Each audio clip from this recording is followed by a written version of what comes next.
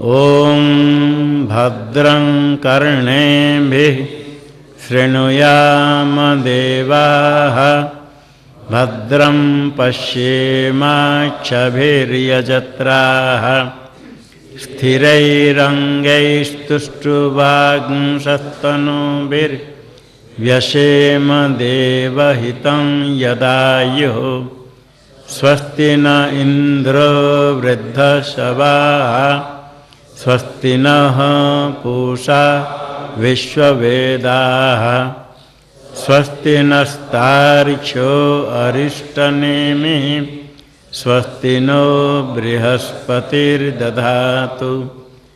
ॐ शान्ति शान्ति शान्ति। ॐ यो ब्रह्माणं विदधाति पूर्वं यो वै वेदांश्च प्रहिणोति तस्मै तं देवमात्मबुद्धिप्रकाशं मुमुक्षुर्वै शरणमहं प्रपद्ये। ॐ शान्ति शान्ति शान्ति। ॐ नमो ब्रह्मादिभ्यो ब्रह्मविद्या संप्रदायकर्तृभ्यो वंशऋषिभ्यो महद्भ्यो नमो गुरुभ्यः। सर्वोपप्लवरहितः घनः प्रत्यगर्थो ब्रह्मैवाहमस्मि ब्रह्मैवाहमस्मि।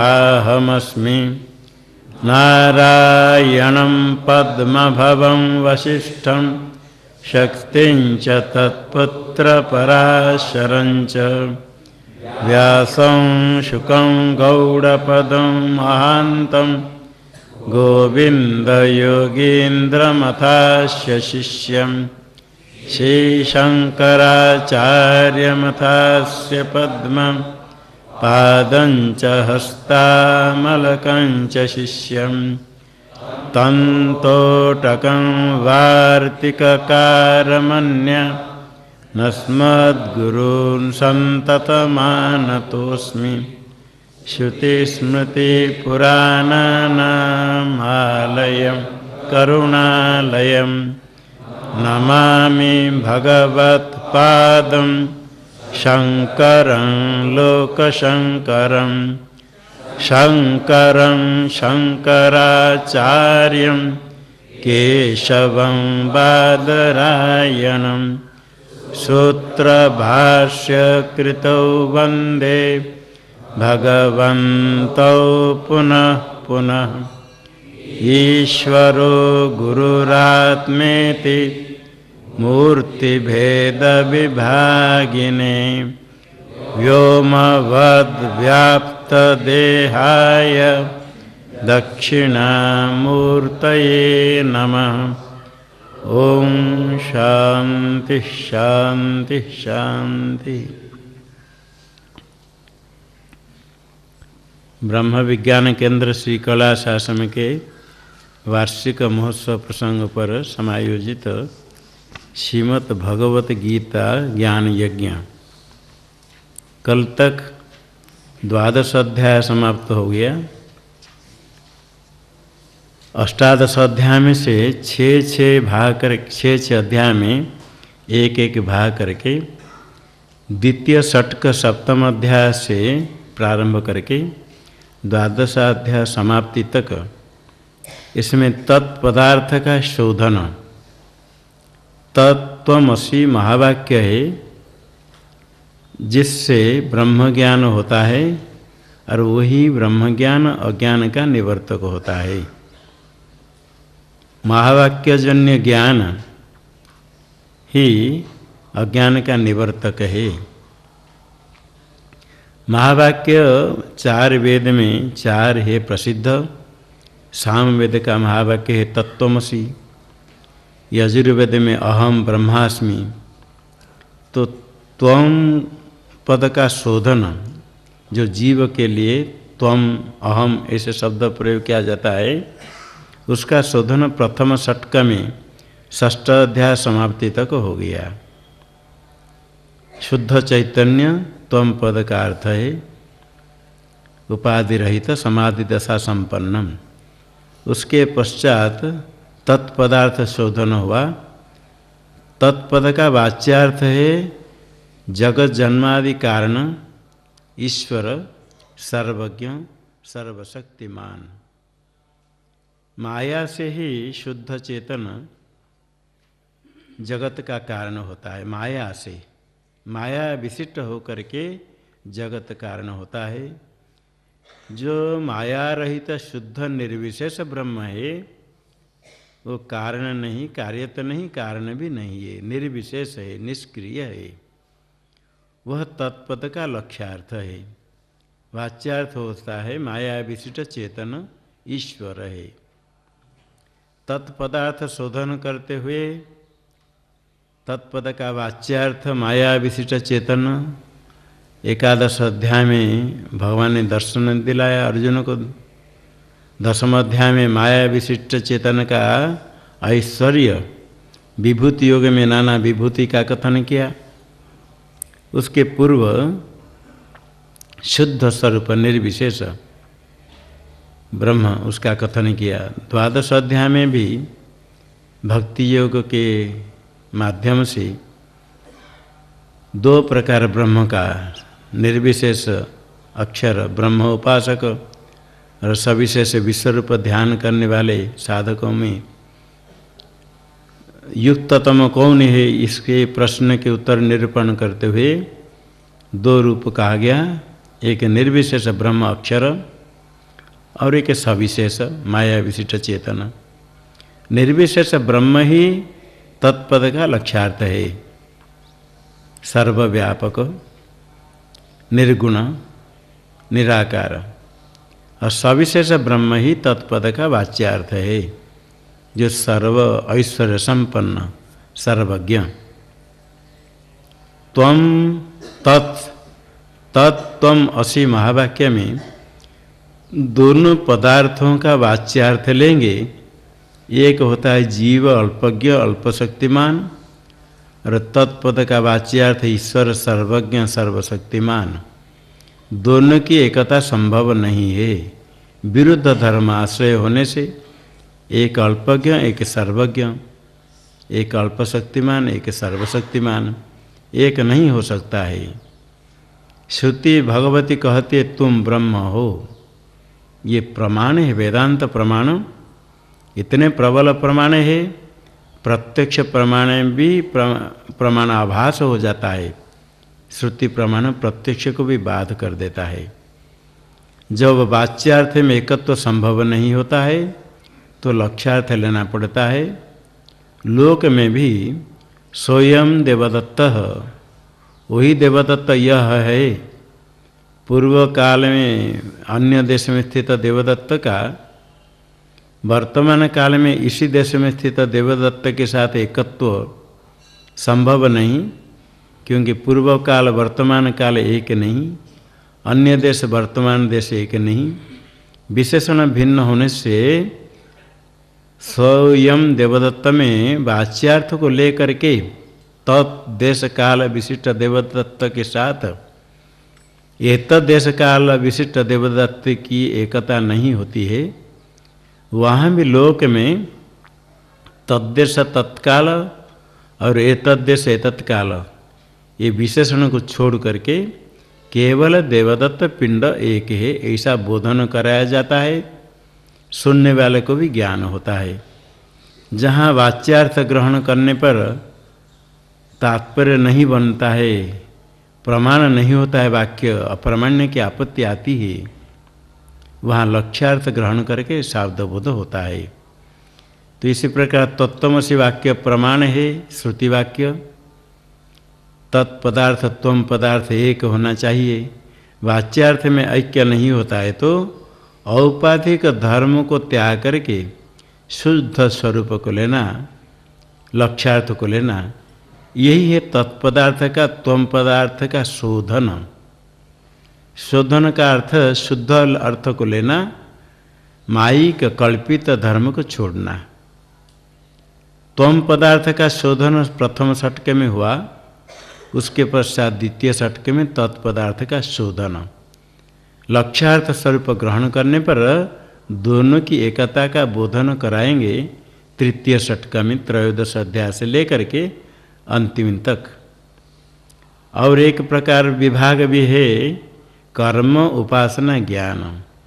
प्रथम षटक में त्वम पदार्थ निरूपण करते हुए कर्म करने के लिए कहा गया। इसी जन्म में हो, पूर्व अनेक पूर्व जन्म में हो, निष्काम कर्म करने पर, ईश्वरार्पण बुद्धिया कर्म करने पर, नित्य नैमित्तिक कर्म अनुष्ठान से अंतकरण शुद्ध होता है। यह आवश्यक है। कर्मयोग में पहले स्थित होने पर ही ज्ञान योग में आरूढ़ होता है। जब तक वैराग्य नहीं हुआ, जिज्ञासा नहीं हुई, तो वर्णाश्रम विहित कर्म अनुष्ठान करना चाहिए। प्रथम षटक में कर्मयोग कहा गया। उसके बाद द्वितीय षटक में उपासना कही गई। कर्म समुचित उपासना से ही देवत्व की प्राप्ति, ब्रह्मलोकत्व प्राप्ति होती है। सकाम से करने पर, निष्काम होकर करने पर अंतःकरण शुद्ध होता है, वो ज्ञान का साधन हो जाता है कर्म और उपासना। तो द्वितीय षटक में तत्पदार्थ निरूपण करते हुए उपासना भक्ति कही गई, जो कि अत्यंत आवश्यक है। अद्वैत चिंतन करने के लिए वैराग्य साधन चतुष्टय संपन्न वैराग्य युक्त ही अधिकारी होता है। अधिकार की प्राप्ति होती ईश्वर की कृपा से, जब अपने वर्णाश्रम धर्म अनुष्ठान करता है, निष्काम कर्म करता है, परमात्मा को फल अर्पण करके ईश्वरार्थ कर्म करता है और उपासना करता है, तब ईश्वर अनुग्रह से ही ब्रह्म जिज्ञासा होती है। अर्थात तो ब्रह्म जिज्ञासा व्यास जी ने ब्रह्मसूत्र बनाया। साधन चतुष्टय संपन्न होने के बाद ही ब्रह्म जिज्ञासा होती है। ब्रह्म विचार करे। कर्म फल अनित्य है, कर्म से नित्य फल प्राप्त नहीं हो सकता है।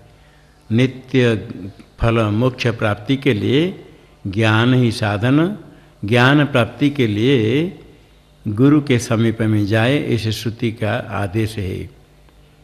तो द्वितीय षटक में तत्पदार्थ शोधन के साथ साथ उपासना कही गई। जैसे एकादश अध्याय में विश्वरूप योग में विश्वरूप दर्शन कराया, उसके श्रवण अध्ययन चिंतन करने से ही उपासना हो जाती है। श्रवण काल में इसे अर्थ चिंतन करे, अन्य समय में पढ़े, अर्थ चिंतन करे, ध्यान करे, यही उपासना है। जब निरंतर चिंतन ध्येय का होता है, उसका नाम ध्यान उपासना है।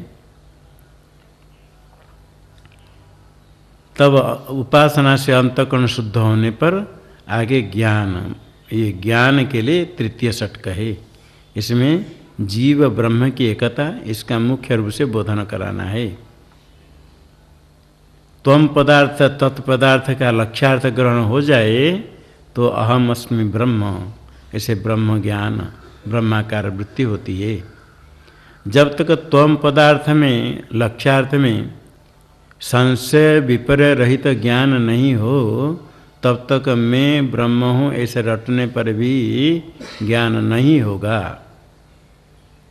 ज्ञान होने के लिए तत्त्वम पदार्थ का लक्ष्यार्थ में संशय विपर्य रहित ज्ञान आवश्यक है।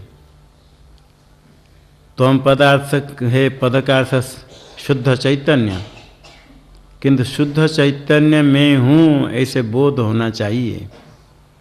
समझने पर भी मैं कहते समय देह स्थूल शरीर की उपस्थिति हो जाती है। इसका नाम है विपरीत भावना। विपरीत भावना की निवृत्ति के लिए त्वम पदार्थ का लक्ष्यार्थ का बार बार चिंतन करे, निर्णय हो जाए, तब अहम अस्मि ब्रह्म ऐसे चिंतन होगा। अभी त्रयोदश अध्याय में जीव ब्रह्म की एकता, त्वम पदार्थ तत्पदार्थ शोधन होने पर लक्ष्यार्थ की एकता कहेंगे, वही ज्ञान तृतीय षटक है। इसमें कर्म उपासना के बाद ज्ञान। इसके पहले सप्तम अध्याय में ईश्वर की दो प्रकृति कही गई थी, एक अपरा प्रकृति और एक परा प्रकृति। अपरा प्रकृति के लिए कहा गया था भूमिराप नलो वायु खम मनो बुद्धिरेवच अहंकारितीयम में भिन्ना प्रकृति अष्टधा, 8 प्रकार प्रकृति कही गई। अपरेयम इतस्त्वन्याम प्रकृति विद्धि में पराम, दूसरी प्रकृति परा प्रकृति कही गई। जीवभूता महाबाहो यदम धार्यते जगत, ये जीव रूप एक प्रकृति है। प्रकृति शब्द का दो अर्थ होता है, एक होता है प्रकृति स्वभाव और एक स्वरूप। स्वभाव रूप प्रकृति अपरा प्रकृति है और स्वरूप प्रकृति है जीव क्षेत्रज्ञ। अब यही दो प्रकृति के द्वारा ही जगत की उत्पत्ति स्थिति प्रलय होता है। अभी दोनों प्रकृति को यहाँ फिर कहेंगे। अपरा प्रकृति को क्षेत्र शब्द से कहेंगे और परा प्रकृति को क्षेत्रज्ञ रूप से कहेंगे। और पूर्व अध्याय में 12 अध्याय में ज्ञानियों के लिए कहा गया अद्वेष्टा सर्वभूतानाम से लेकर के समाप्ति तक तत्वज्ञानी की निष्ठा किस प्रकार होती है। जिस तत्वज्ञान से युक्त होने पर ऐसे भक्त होते हैं, ज्ञानी भगवान के अत्यंत प्रिय होते हैं, उसी तत्वज्ञान का भी कथन करना है। और त्रिगुणात्मिका है प्रकृति, वे स्वयं कार्य सर्व शरीर इंद्रिय विषय रूप से परिणत होकर के क्षेत्रज्ञ पुरुष को भोग देता है, भोग देती है प्रकृति और अपवर्ग मोक्ष भी देती है। अब इसके सारा प्रकृति का कार्य भूत भौतिक प्रपंच जिसको अपरा प्रकृति कही गई, इसको अभी भगवान क्षेत्र शब्द से कहेंगे। माया, माया के कार्य त्रिगुणात्मक का प्रकृति, उसके कार्य सूक्ष्म भूत स्थूल भूत सारा प्रपंच जड़ प्रपंच को क्षेत्र कहेंगे। और दृक् है चेतन ज्ञान क्षेत्रज्ञ, जो ब्रह्म का परमात्मा का स्वरूप है जीव रूप। जीव अनेन जीवेन आत्मना अनुप्रविश्य नाम रूपे व्याकर वाणी, जीव रूप से ही परमात्मा प्रविष्ट है, वो परमात्मा का स्वरूप है, उसको भी प्रकृति कहते हैं। ये दोनों के द्वारा ही सारा जगत की उत्पत्ति स्थिति प्रलय होता है। अब इसको बताते हैं।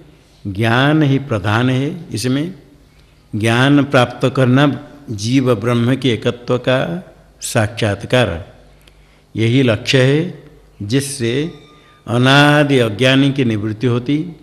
अज्ञानी की निवृत्ति होते ही अज्ञान का कार्य संसार बंधन निवृत्त हो जाता है, संसार की आत्यंतिक निवृत्ति हो जाती। अज्ञानी की निवृत्ति होने पर, अज्ञान मूल कारण बीज, जब तक अज्ञान निवृत्त नहीं हो तब तक जितने समाधि करे तो भी संसार की निवृत्ति नहीं होती है। संसार की निवृत्ति अज्ञान निवृत्ति होने पर होगी, और अज्ञान की निवृत्ति ज्ञान से ही होती है।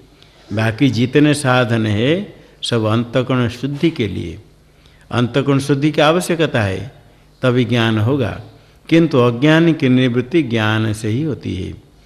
प्रकाश से ही अंधकार की निवृत्ति होती है। प्रकाश के लिए दीप जलाने के लिए बहुत साधन चाहिए, किंतु दीप प्रज्वलित होते ही अंधकार की निवृत्ति हो जाती है। अब यहाँ ज्ञान के लिए भगवान स्वयं प्रारंभ करते हैं। अथ त्रयोदशोऽध्यायः श्री भगवानुवाच इदं शरीरं कौन्तेय क्षेत्रमित्यभिधीयते एतद्यो वेत्ति तं प्राहुः क्षेत्रज्ञ इति तद्विदः।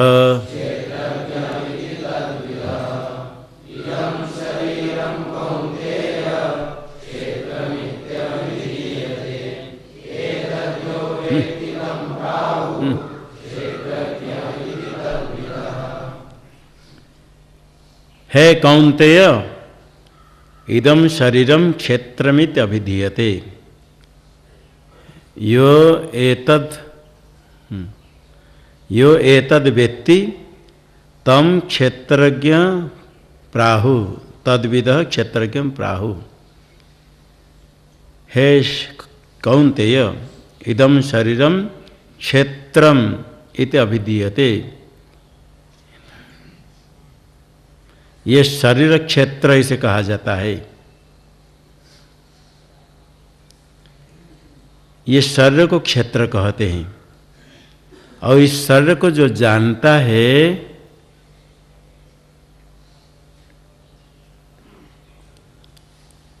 तद्विदः तम क्षेत्रज्ञ प्राहु। शरीर को जो जानता है उसको क्षेत्रज्ञ कहते हैं।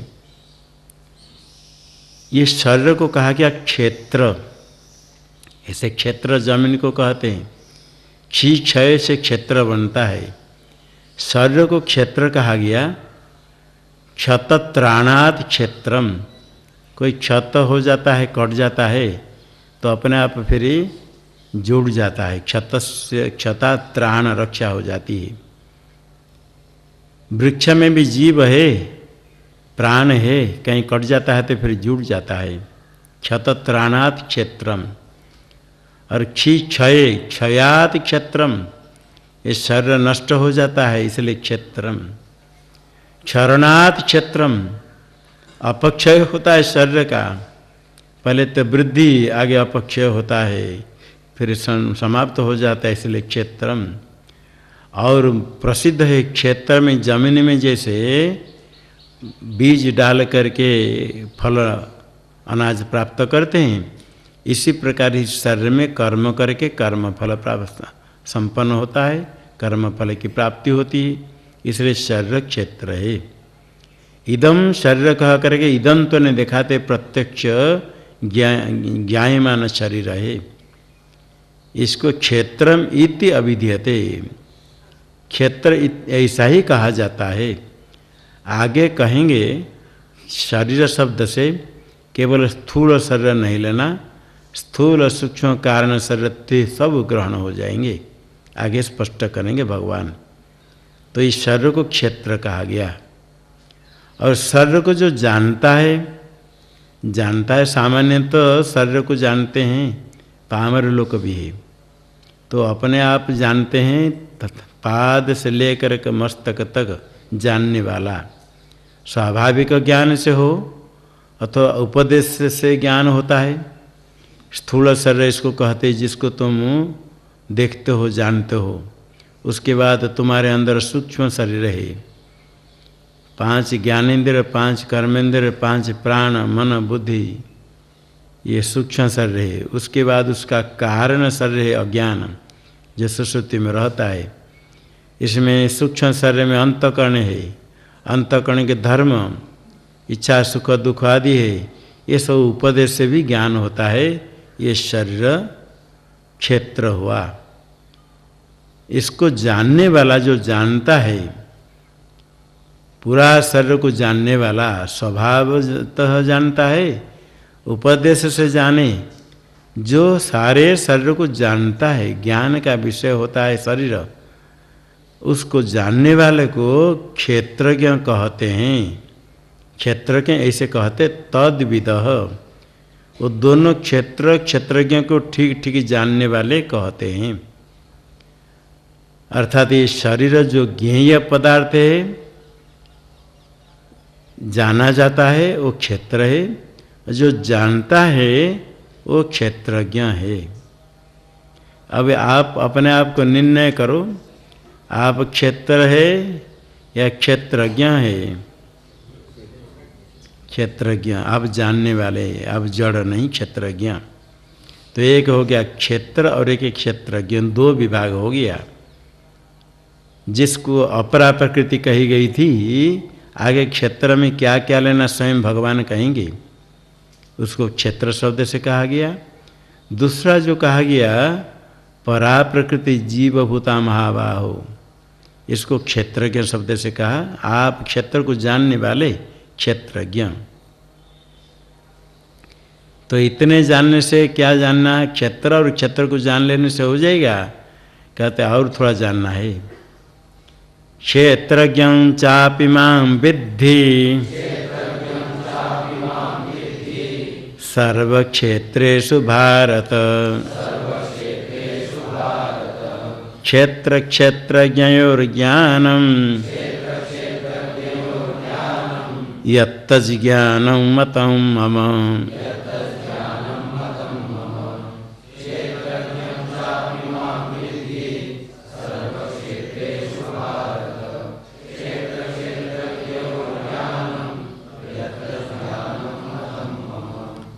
क्षेत्रज्ञं चापि मां विद्धि, मां क्षेत्रज्ञं चापि विद्धि सर्व क्षेत्रेषु। हे भारत, यज्ञानम क्षेत्र क्षेत्रज्ञ और तद्ज्ञानम मम मतम। मां सर्व क्षेत्रेषु क्षेत्रज्ञं चापि विद्धि, क्षेत्र को जानने वाला आप क्षेत्रज्ञ है। भगवान कहते हैं सर्व क्षेत्रेषु मां क्षेत्रज्ञं चापि विद्धि, सर्व क्षेत्र में मैं ही क्षेत्रज्ञ हूँ। अनेन जीवेन आत्मना अनुप्रविश्य नाम रूपे व्याकरवाणी तत्सृष्ट्वा तदेवानुप्राविशत। सृष्टिकर्ता ब्रह्म ही जीव रूप से प्रविष्ट है, श्रुति कहती है। यहाँ पहले जानने वाला क्षेत्रज्ञ, आप क्षेत्र को जानने वाला आप क्षेत्रज्ञ है। और परमात्मा कहते सर्व क्षेत्रेषु माम क्षेत्रज्ञ विद्धि, सब शरीर में क्षेत्रज्ञ मैं ही हूँ। अनेक शरीर है क्षेत्र, सर्व क्षेत्रेषु सर्वेषु क्षेत्रेषु, सर्वेषु शरीरेषु सारे शरीरों में माम क्षेत्रज्ञ विद्धि, मैं ही क्षेत्रज्ञ हूँ। क्षेत्रज्ञ ब्रह्म एक है। परमात्मा कहते हैं मैं ही क्षेत्रज्ञ हूँ, क्षेत्र को जानने वाला क्षेत्रज्ञ मैं ही हूँ। श्रुति में कहा गया परमात्मा से अन्य कोई नहीं है दृष्टा श्रोता मनता, नान्यो अतोस्ति दृष्टा श्रोता मनता बुद्धा। परमात्मा से भिन्न कोई देखने वाला, सुनने वाले, जानने वाला है ही नहीं है। जो दृष्टा श्रोता मनता रूप से है वो परमात्मा ही है। जो क्षेत्र को जानने वाला ज्ञाता है क्षेत्रज्ञ, वो परमात्मा ही है। अनेक क्षेत्र में एक ही क्षेत्रज्ञ है। क्षेत्रज्ञ माम सर्व क्षेत्र से विधि, सब क्षेत्र में मैं ही क्षेत्रज्ञ हूँ। ये क्षेत्रज्ञ क्षेत्र रूप उपाधि के कारण, क्षेत्र शरीर अलग अलग होने से लगता है अलग अलग है, वस्तु तो अलग नहीं। एक ही आकाश जिस प्रकार सबके शरीर के अंदर बाहर है, इसी प्रकार एक ही क्षेत्रज्ञ परमात्मा सबके अंदर बाहर है। क्षेत्रज्ञ पदार्थ भिन्न होने से वो लगता है इसको जानने वाला भी भिन्न है, किंतु एक ही ज्ञाता क्षेत्रज्ञ दृग रूप चेतना सब क्षेत्र को जानने वाला है। सर्व क्षेत्रेषु माम क्षेत्रज्ञ विद्धि। क्षेत्र क्षेत्रज्ञ और यज ज्ञानम तज मम ज्ञानम मतम। क्षेत्र और क्षेत्रज्ञ का जो ज्ञान है, क्षेत्र को और क्षेत्रज्ञ को ठीक ठीक समझ लिया, वही ज्ञान है, मेरा मत है। उस सम्य ज्ञान है, उसी ज्ञान से ही अज्ञानी की निवृत्ति हो जाएगी। क्षेत्र क्षेत्रज्ञ को छोड़ करके और कुछ भी नहीं है ब्रह्मांड में। सारा ब्रह्मांड जितने हैं उसको दो भाग कर देना, एक क्षेत्र के दृग रूप चेतन है और बाकी सब अनात्मा जड़ पदार्थ क्षेत्र है। भूत भौतिक प्रपंच माया को लेकर के सारा ब्रह्मांड क्षेत्र है, आगे कहेंगे। और क्षेत्र को जानने वाला क्षेत्रज्ञ एक है, अनेक नहीं है। एक ही दृग रूप चेतन सबके अंदर बाहर है, वो क्षेत्रज्ञ एक है। ये दोनों का ठीक ठीक ही समझ लिया। क्षेत्रज्ञ अलग, क्षेत्र अलग। क्षेत्र है जड़ मायिक, माया, माया के कार्य, और क्षेत्रज्ञ है पारमार्थिक दृग रूप चेतन। क्षेत्रज्ञ दृग रूप चेतन में ही सारा ब्रह्मांड क्षेत्र अध्यस्त है, आरोपित है। वो जड़ प्रपंच अध्यस्त है, मिथ्या है। चेतन क्षेत्र के ही एक सत्य है, जिसको सदैव समीदम अग्र आसित एकमेवा द्वितीयम ऐसी श्रुति कहती है। इसको समझ लिया और अध्यस्त पदार्थ की सत्ता अधिष्ठान से भिन्न नहीं होती है। अधिष्ठान ब्रह्म क्षेत्रज्ञ है। वो क्षेत्रज्ञ शब्द भी क्षेत्र सापेक्ष, क्षेत्र है तो क्षेत्रज्ञ कहा जाएगा। क्षेत्र मिथ्या निश्चय हो जाए तो उसको क्षेत्रज्ञ भी कहने का नहीं रहेगा। वही दृग रूप चेतन है, अवांग मनस गोचर, वाणी मन का विषय नहीं, अधिष्ठान है जिसमें सारा ब्रह्मांड अध्यस्त है। दो भाग हो गया कि अधिष्ठान क्षेत्रज्ञ, बाकी सब अध्यस्त पदार्थ है क्षेत्रम।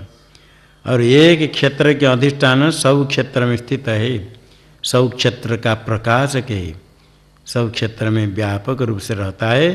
क्षेत्र की सत्ता और स्फुरण अधिष्ठान क्षेत्रज्ञ की सत्ता स्फुरण से अलग है ही नहीं है।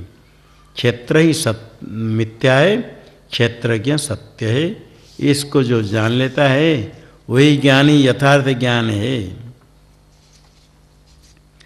अभी इसमें संशय होता है, सब शरीर में यदि एक ही क्षेत्रज्ञ है जो कि ईश्वर है, तो ईश्वर से भिन्न कोई दृष्टा श्रोता कर्ता कोई है नहीं, भोक्ता नहीं है। तो सब शरीर में नान्यो अतोस्ति दृष्टा श्रोता मनता भोक्ता कोई है ही नहीं। तो सब शरीर में भोग करने वाला है, देखने वाला कौन है? ईश्वर है। यदि सब शरीर में ईश्वर भोक्ता हो गया तो सुख दुख भोगने वाला कौन हुआ? ईश्वर। तो संसारी कौन हो गया? ईश्वर ही संसारी हो गया। ईश्वर से भिन्न कोई है ही नहीं संसारी सुखी दुखी होने के लिए। और यदि ईश्वर से भिन्न कोई है ही नहीं तो संसारी कोई नहीं रहा। ईश्वर को संसारी मानो वो ठीक नहीं। ईश्वर से भिन्न कोई नहीं संसारी बनने के लिए, तो संसार भी नहीं है।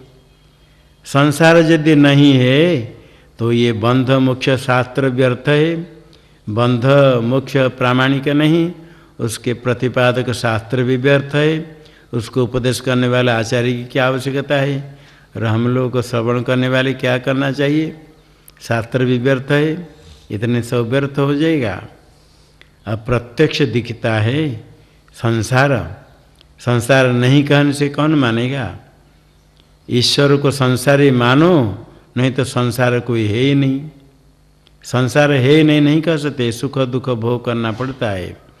और सुख दुख भोगने वाला यदि ईश्वर हो गया तो और संसार की निवृत्ति कैसे होगी? ईश्वर ही संसारी बन गया, उसकी निवृत्ति फिर कैसे होगी? ये संशय, इसकी निवृत्ति, संशय निवृत्ति के लिए कहेंगे। यह संसार दो है। वस्तु तो ज्ञान अवस्था में, ज्ञान होने पर एकत्व है, अज्ञान में नाना है।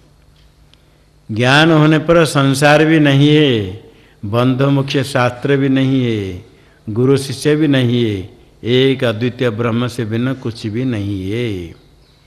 क्यों? जब तक तो ज्ञान नहीं हुआ अज्ञान है, अज्ञान के कारण भेद भी है। संसार भी है अज्ञान से, संसारी भी है अज्ञान से। संसार भी दिखता है, ईश्वर से भिन्न रूप से दिखता है, अनेक रूप से दिखता है। वही बद्ध है, मोक्ष के लिए प्रयत्न करता है, शास्त्र उपदेश करने वाले भी है, सब कुछ है अज्ञान में। आप जब जागृत अवस्था में कमरा में भोजन करके दरवाजे बंद करके लेट जाते हैं, अकेले कमरे में है, आपसे भिन्न कुछ नहीं है। और सो जाने के बाद निद्रा दोष से अपने स्वरूप को भूल गया, नहीं मालूम है भोजन करके कमरा में बंद है, स्वप्न वासनामय प्रपंच आपके सामने उपस्थित हो जाता है। उस समय कभी भूखे में हूँ, गला सूख जाता है, रोते हैं मर जाऊंगा थोड़े पानी दे दो, मर जाऊंगा थोड़े भोजन दे दो। चलते हैं मरुभूमि में, पानी नहीं मिलता है, गर्मी है, कोई कुछ दिखता नहीं, छाया भी नहीं मिलता है कहीं बढ़ जाए, पानी नहीं मिलता पीने के लिए, कोई आदमी नहीं दिखता हमारी बात सुन कर के हमको पानी कहाँ से ला कर दे। चिल्लाते हैं चिल्लाते चिल्लाते। कभी कभी पहाड़ में चढ़ते हैं, पैर फिसल जाता है, गिर पड़ते हैं, देखा खट के ऊपर लेटा हुआ है। कभी कभी खट से भी नीचे गिर जाते हैं। ये सारे प्रपंच आप स्वप्न में देखा अज्ञान अवस्था में, और जगने के बाद कोई स्वप्न प्रपंच नहीं। न भूख प्यासे भोजन किया था, पानी पीकर सोया था, सपने में देखा मैं भूखा हूँ, प्यासा हूँ। जग जाने के बाद फिर पानी पीना पड़ता है। सपने प्रपंच में भूखा था, प्यासा था, जग गया, तुरंत जाकर पानी पीते हैं।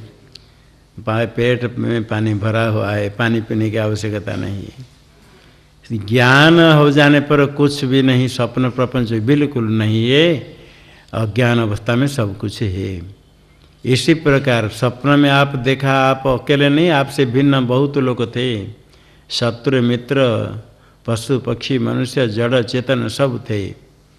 पेड़ पौधे भी झगड़ा करने वाले भी होते हैं, चलते हंसते खिलते नाचते सब चल रहा है, कोई नहीं आपसे भिन्न।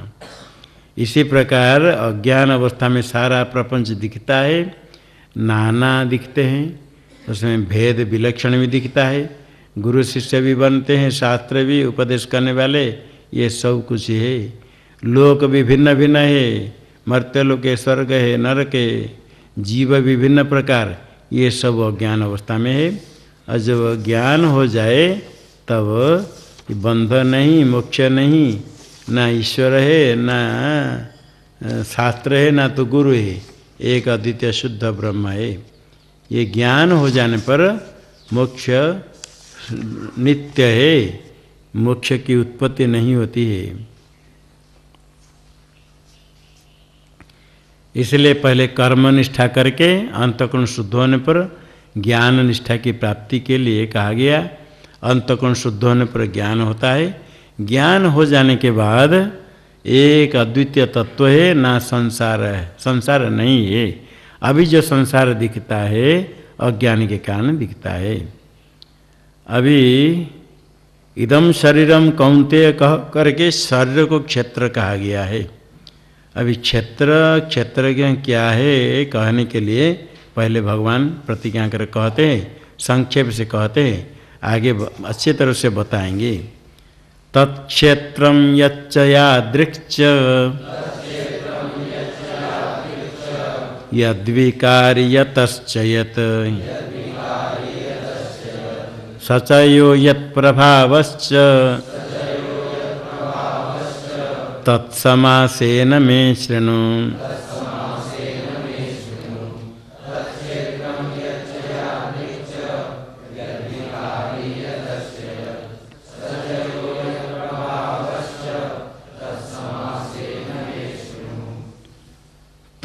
यच्च तत्क्षेत्रम यादृक्च यत्तत्क्षेत्रम यद्विकारी यतश्च यत् सच यह यत्प्रभावश्च तत् में समासेन शृणु। क्षेत्र क्या है, क्षेत्र के क्या है, उसको मैं बताऊंगा ठीक ठीक करके, समासेन संक्षेप से सुनो। तत्क्षेत्रम यत् तत्शब्द से इदम शरीरम कौन्तेय क्षेत्रमिति अभिधीयते कहा था। जो इदम शरीर कहा था वो शरीरम यत् वो क्षेत्र है, यत् जो शरीर क्षेत्र है वो जो है सुनो। और यादृक्च जैसे अपने धर्म विशिष्ट जो धर्म इसमें है जिस प्रकार है वो क्षेत्र जो है, और यादृक जिस प्रकार है उसमें जो प्रकार धर्म है। और यद विकारी जिस कार्य का विकारी है उसमें जो विकार होते हैं, शरीर में जो जो विकार होते हैं, जिन जिन के विकार से युक्त होता है यद विकारी, जो विकार से युक्त है शरीर। यतश्च और जिससे ही एक जो कार्य यत कार्यम उत्पद्यते, जिससे जो कार्य उत्पन्न होता है ये सब मैं कहूँगा सुनो। ये क्षेत्र के लिए कह दिया। और सच यो स कहन से पुल्लिंग है क्षेत्रज्ञ, सचैह क्षेत्रज्ञ पहले कहा था। जो क्षेत्रज्ञ यत प्रभावस्य, उसमें जो प्रभाव है, क्षेत्रज्ञ तो चेतन है, परमात्मा है। क्षेत्रज्ञ चापि माम विद्धि, किंतु उपाधि के कारण उसमें जो प्रभाव आ जाता है, जो शक्ति आ जाती है, ये भी कहूँगा। तत्समासेन मैं सुनो, समासेन संक्षेप से मैं कहूँगा, सुनो। क्षेत्र और क्षेत्रज्ञ का यथार्थ स्वरूप स्पष्ट रूप से मैं कहूँगा, संक्षेप से मेरे वाक्य से सुनो। सुनो सुनो कहने का अभिप्राय क्या है? सुन करके निश्चय करो, ग्रहण करो। कहते मैंने उनको बहुत कहा किंतु सुने नहीं। सुने तो सब, मानते नहीं। हमने बहुत कहा किंतु हमारे प्रार्थना स्वीकार नहीं करते हैं। तो कहते बहुत कहने पर भी वो सुनते ही नहीं। सुनते नहीं का क्या अर्थ है? सुन करके ग्रहण प्रार्थना का स्वीकार नहीं करते। इसी प्रकार भगवान कहते सुनो का अर्थ नहीं खाली सुन लो, एक कान से घुसाओ दूसरे कान से निकाल दो, कहेंगे हाँ सुन लिया, ऐसा नहीं। सुनने का अर्थ सुन करके निश्चय करो और उसी प्रकार अनुष्ठान करो, आगे ऐसे प्रवृत्त हो, ये शून्य है। श्रवण भी ऐसा है। श्रवण करने का अभिप्राय तात्पर्य का निश्चय करना और आगे जैसे उपदेश किया ऐसे ही करना। सुनते हैं ये करना चाहिए, नहीं करना चाहिए, किंतु करते समय कुछ नहीं होता है, तो ये श्रवण नहीं हुआ। श्रवण में जैसे शास्त्र में श्रवण करते हैं ऐसे ही स्वयं मार्ग पर चले। मार्गदर्शन मिलता है शास्त्र के द्वारा, आचार्य के द्वारा। आगे मार्ग पर चलना चाहिए अधिकारी को। इसे सुनो, सुनकर निश्चय करो और समझो, ठीक ठीक जो कहते हुए करो। अभी क्षेत्रज्ञ का यथार्थ ज्ञान चाहिए, वही ज्ञान है जो उसी को ही यहाँ स्पष्ट करेंगे। क्षेत्रज्ञ का यथार्थ स्वरूप निर्णय होगा। वो ज्ञान की भगवान पहले स्तुति करते हैं, क्योंकि श्रोता समझेंगे क्या ये क्षेत्र के जानने से क्या होगा, हम तो परमात्मा का ध्यान करेंगे। बहुत लोग कहते हैं क्षेत्र के क्या क्या नए नए शब्द लाते हैं, ये सब हमको जरूरत नहीं, भगवान का नाम लो। क्षेत्रज्ञ क्या है, क्षेत्र क्या है, बड़े कठिन लगता है, कड़क लगता है। सरल है, भगवान है, भगवान राम राम करते रहो, इससे क्या मिलेगा। इसलिए भगवान कहते इसको थोड़ा समझो, इसको जानने से क्या लाभ है। ये ऋषिभिर बहुधा गीतम छंदोभिर विविधैः पृथक ब्रह्मसूत्र पदैश्चैव हेतुमद्भिर्विनिश्चितैः।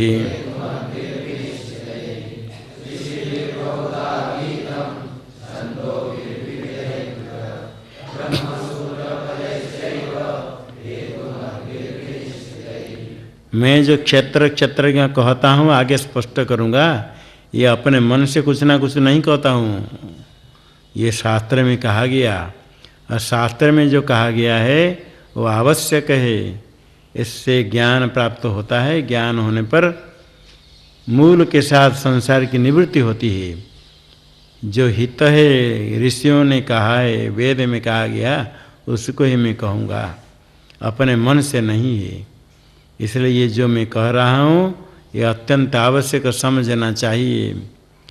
सामान्य जो नाम जपादि ठीक है, किंतु जब अंतःकरण शुद्ध होता है, परमात्मा का स्वरूप क्या है, जिनका हम नाम लेते हो कौन है, वो कहाँ है, किस प्रकार उनका दर्शन होगा, ये सब जो भावना आती है तो परमात्मा स्वरूप का निर्णय शास्त्र में किया गया, उसको श्रवण करने की इच्छा होती। श्रवण करने के बाद इसकी प्राप्ति के लिए, दर्शन के लिए मार्ग प्राप्त करना चाहिए। शास्त्र में मार्ग का उपदेश किया गया। मार्ग का तो साधन, कैसा साधन करना है, किस प्रकार परमात्मा की प्राप्ति होगी, ये सब शास्त्र में कहा गया है। ऋषिभिर बहुधा गीतम विविधैः छंदोभिः पृथक ब्रह्मसूत्र पदैश्चैव हेतुमद्भिः ब्रह्मसूत्र पदैः विनिश्चितैः बहुधा गीतम। ये ऋषियों ने बहुत प्रकार कहा, वशिष्ठ आदि ऋषियों ने बहुत प्रकार गीतम गान किया, कथन किया है। और विविध ही छंदो भी पृथक, छंद श्री आदि वेद के द्वारा अनेक प्रकार विविध से पृथक विवेक करके अलग अलग सब कहा गया है। गीतम विविध ही छंद भी पृथक गीतम का अन्वय हो जाएगा। उसके बाद ब्रह्मसूत्र पदश्चैव ब्रह्मण सूत्रम सूचक वाक्य को ब्रह्मसूत्र कहा गया। एक तो ब्रह्मसूत्र शब्द से ब्रह्मसूत्र ग्रंथ उत्तर मीमांसा दर्शन वो अलग है, और ब्रह्म के सूचक वाक्य को भी ब्रह्मसूत्रम। ब्रह्मसूत्र को फिर पद कैसे कहेंगे? पद्यते गम्यते ब्रह्म अनेन इति पदम, ज्ञान का साधन को पद कहते हैं। पद्यते इति गम्यते ज्ञायते अनेन इति पदम, जिसके द्वारा पद गत्यर्थक ज्ञानार्थक भी है। जिसके द्वारा ब्रह्म का ज्ञान होता है उसको पद कहते हैं। जो ब्रह्म के सूचक वाक्य है उनको पद कहा गया, ब्रह्म ज्ञान का साधन होने से। ऐसे ब्रह्मसूत्र पद के द्वारा भी कहा गया। आत्मेत्योपासित ब्रह्मविद आपनोति परम सत्यम ज्ञानम अनंत ब्रह्म, ऐसे वाक्य है उनके द्वारा कहा गया। हेतु मद्भिर विनिश्चित ही, हेतु है युक्ति, युक्ति युक्त वाक्य के द्वारा निश्चित रूप से कहा गया, स्पष्ट करके कहा गया। तो मैं वो क्षेत्रज्ञ का स्वरूप कथन करूँगा जो शास्त्रों में स्पष्ट रूप से कहा गया। विनिश्चित कहन से निश्चय रूप संशय रूप नहीं, वो वाक्य श्रवण करने से निश्चय ज्ञान होगा। कोई कहता है ऐसे सुना, ऐसे लगता है वहाँ गांव में किसी घर में आग लग गई, ऐसे लगता है, कैसे पता चला? ऐसे लगता है, कोई सुनेगा नहीं, लगता है कौन से। और निश्चय करे कहा हम देखा, किसने देखा कहा, तब निश्चय होता है। स्पष्ट नहीं जान करके कहेंगे तो शब्द सुन करके श्रोता का भी निश्चय, श्रोता को भी निश्चय नहीं होता है। और निश्चित रूप से कोई कहे कि मैंने देख कर आया, ऐसा हुआ है, तो अन्य लोग निश्चय करते हैं। तो भगवान कहते जो शास्त्र में कहा गया है निश्चय रूप से कहा गया, और उसको सुनने वाले को भी निश्चय ज्ञान हो जाएगा। इसलिए क्षेत्रज्ञ के यथार्थ स्वरूप जो ऋषियों ने कहा, वेद में कहा गया, ब्रह्मसूचक बात पद से कहा गया युक्ति युक्त वाक्यों के द्वारा। और ब्रह्मसूत्र ये व्यास जी के द्वारा ब्रह्मसूत्र उसको भी ले सकते हैं, क्योंकि ब्रह्म के सूचक वाक्य को लेंगे ब्रह्मसूत्र। छंद शब्द से वेद वाक्य आ गया, इसलिए ब्रह्मसूत्र पद से जो दर्शन उत्तर मीमांसा दर्शन व्यास के द्वारा रचित युक्तियुक्त वाक्य से कहा गया है। क्षेत्रज्ञ दोनों का यथार्थ स्वरूप। अभी क्षेत्रज्ञ के स्वरूप के ज्ञान की स्तुति करके अभी भगवान जब अर्जुन सुनने के लिए तैयार हो गया, अभी पहले क्षेत्र किसको कहेंगे? पहले इतने तो कह दिया था, इदम शरीरम कौन्तेय क्षेत्रमित अभिधीयते, शरीर है क्षेत्र। अभी स्पष्ट करेंगे क्षेत्र शब्द से शरीर लेना है, शरीर में क्या क्या है, किस किस को लेना है, किसको छोड़ना है, किसको लेना है।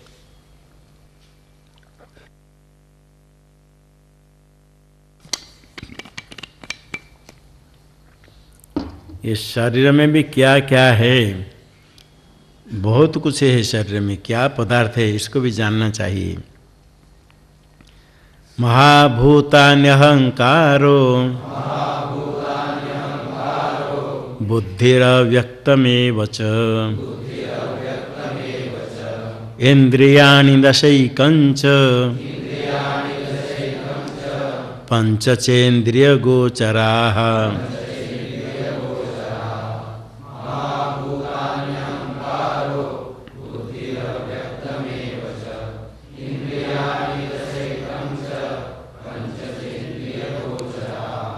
महाभूतानि अहंकारः बुद्धिर अव्यक्तमेव च इंद्रियाणि दश एकम च इंद्रिय गोचराः पंच च, और आगे भी है।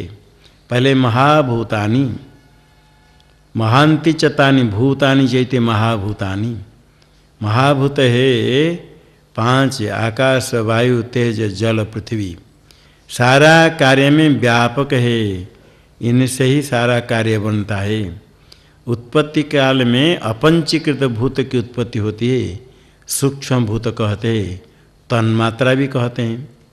शब्द तन्मात्रा, स्पर्श तन्मात्रा, रूप तन्मात्रा, रस तन्मात्रा, गंध तन्मात्रा।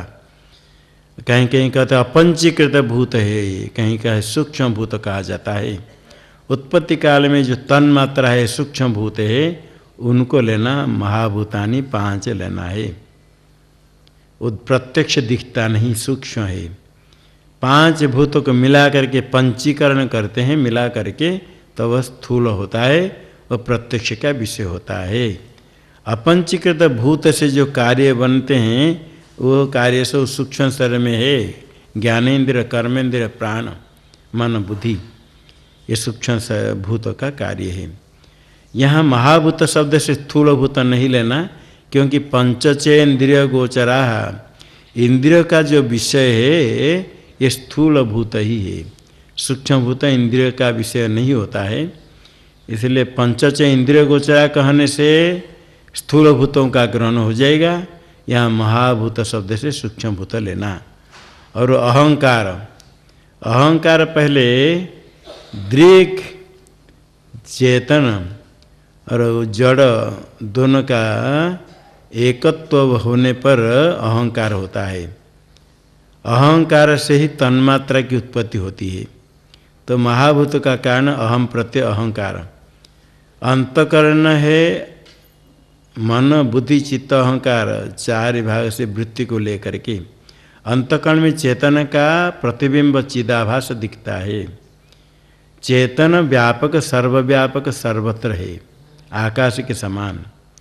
जिस प्रकार घड़ा में जल रख देंगे, जल में आकाश का प्रतिबिंब दिखता है। जब जल देखो तो आकाश प्रतिबिंब वाला ही जल दिखता है। इसी प्रकार अंतकण जब देखेंगे उसमें चेतन का प्रतिबिंब रहता है, चिदाभास। चिदाभास अंतकण में दिखेगा और अंतकण चिदाभास विशिष्ट भी दिखता है। बच्चा घड़ा में जल रखने पर आकाश के प्रतिबिंब को जल अलग, प्रतिबिंब अलग नहीं समझ करके कहता है घड़ा में आकाश, जल और प्रतिबिंब आकाश को एक समझ करके कहता है। ठीक इसी प्रकार अंतकरण में चिदाभास दिखता है। एक है उपाधि बुद्धि और चिदाभास है उसमें चेतन का प्रतिबिंब। दोनों के भेद को नहीं समझ करके दोनों में एकत्व भ्रम होता है, इसको कहते अहंकार, चिद अचिद ग्रंथि। और अहंकार का कारण है बुद्धि, बुद्धि आगे अव्यक्तम बच, अव्यक्त उसका भी कारण अव्यक्त। न व्यक्तमित अव्यक्तम, इसको माया कहते हैं, अव्याकृत भी कहते हैं। अव्यक्त, अक्षर, अविद्या, ये सब शब्द से कहते हैं, उसको भी लेना कारण है। दैवी हेसा गुणमयी मम माया दुरत्यया, जो अव्यक्त है अव्याकृत उसको माया भी कहते हैं। इंद्रियाणि 10 एकम च एकादश, 11 है। 5 ज्ञानेन्द्रिय, 5 कर्मेंद्रिय 10 है और एक मन को मिला करके 11 हो जाएगा। और इंद्रिय के विषय 5 ज्ञानेन्द्रिय के 5 विषय, पंचचेन्द्रिय गोचरा, शब्द स्पर्श रूप रस गंध, श्रवणेन्द्रिय, त्वगिंद्रिय, चक्षुरेन्द्रिय, रसनेन्द्रिय, घ्राणेन्द्रिय के विषय शब्द स्पर्श रूप रस गंध, ये सब क्षेत्र के अंतर्गत हो गए। ये सब जड़ है, दृश्य है, क्षेत्र है। क्षेत्रज्ञ है दृक् रूप जानने वाला, और क्षेत्र होता है ज्ञेय पदार्थ है।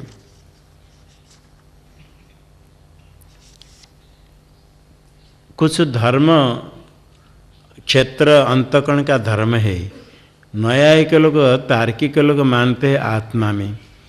अंतकरण में जब चिदाभास दिखता है, दोनों के एकत्व भ्रम होने के कारण उसको ही आत्मा कोई लोग मान लेते हैं।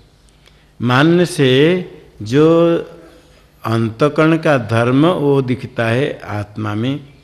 जल में आकाश का प्रतिबिंब दिखता है, और जल में कंपन होने पर आकाश में कंपन दिखता है। वो जो कंपन दिखता है प्रतिबिंब में, वह है जल का कंपन। सामने दर्पण रखो दर्पण को थोड़ा हिलाओ तो आपके मुख हिलेगा, हिलेगा मुख? दर्पण हिलाएंगे तो मुख हिलेगा? दर्पण प्रतिबिंब हिलता जैसे लगेगा, मुख तो स्थिर है। किंतु वो प्रतिबिंब, जो प्रतिबिंब में कंपन दिखता है वो दर्पण का कंपन है। जब जल और आकाश का भेद नहीं समझते हैं तो जल का धर्म आकाश में दिखता है, इसको कहते धर्माध्यास। दो पदार्थ का एकत्व भ्रम होता है। लौह पिंड गर्म करेंगे लाल हो जाएगा तो कहेंगे लौह को अग्नि कह देते हैं। अग्नि अलग लौह अलग, ठंडा हो जाता है थोड़ी देर में अग्नि चला जाएगा, लौह केवल रहेगा। किंतु गर्म होने पर लाल हो जाने से उसको अग्नि भी कहते हैं, लौह भी कहते हैं। दोनों में एकत्व भ्रम, एकत्व अध्यास होने पर अग्नि का दाहकत्व लोह में दिखता है। लोह में जो वर्तुलत्व है, ऐसे गोलाकार है, यो अग्नि में दिखता है। इसी प्रकार यहाँ अंतःकरण के धर्म चिदाभास में दिखता है, आत्मा में दिखता है। तार्किक लोग मानते हैं इच्छा सुख दुख आदि आत्मा में मानते हैं, वस्तु तो आत्मा में नहीं।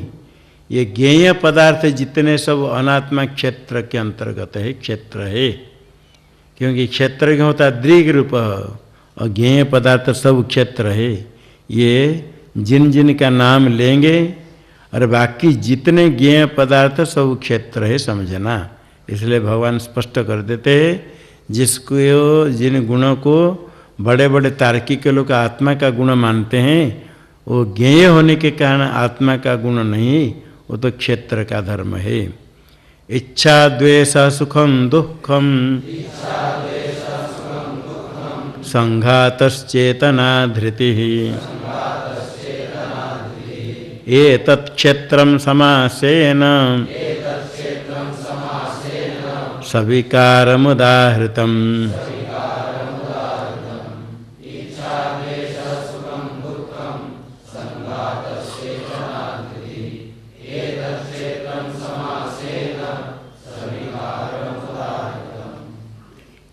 इच्छा द्वेषः सुखम दुखम संघातः चेतना धृति, यहाँ तक धृति तक हुआ, शुरू हुआ महाभूतान्य अहंकार से लेकर के धृति तक।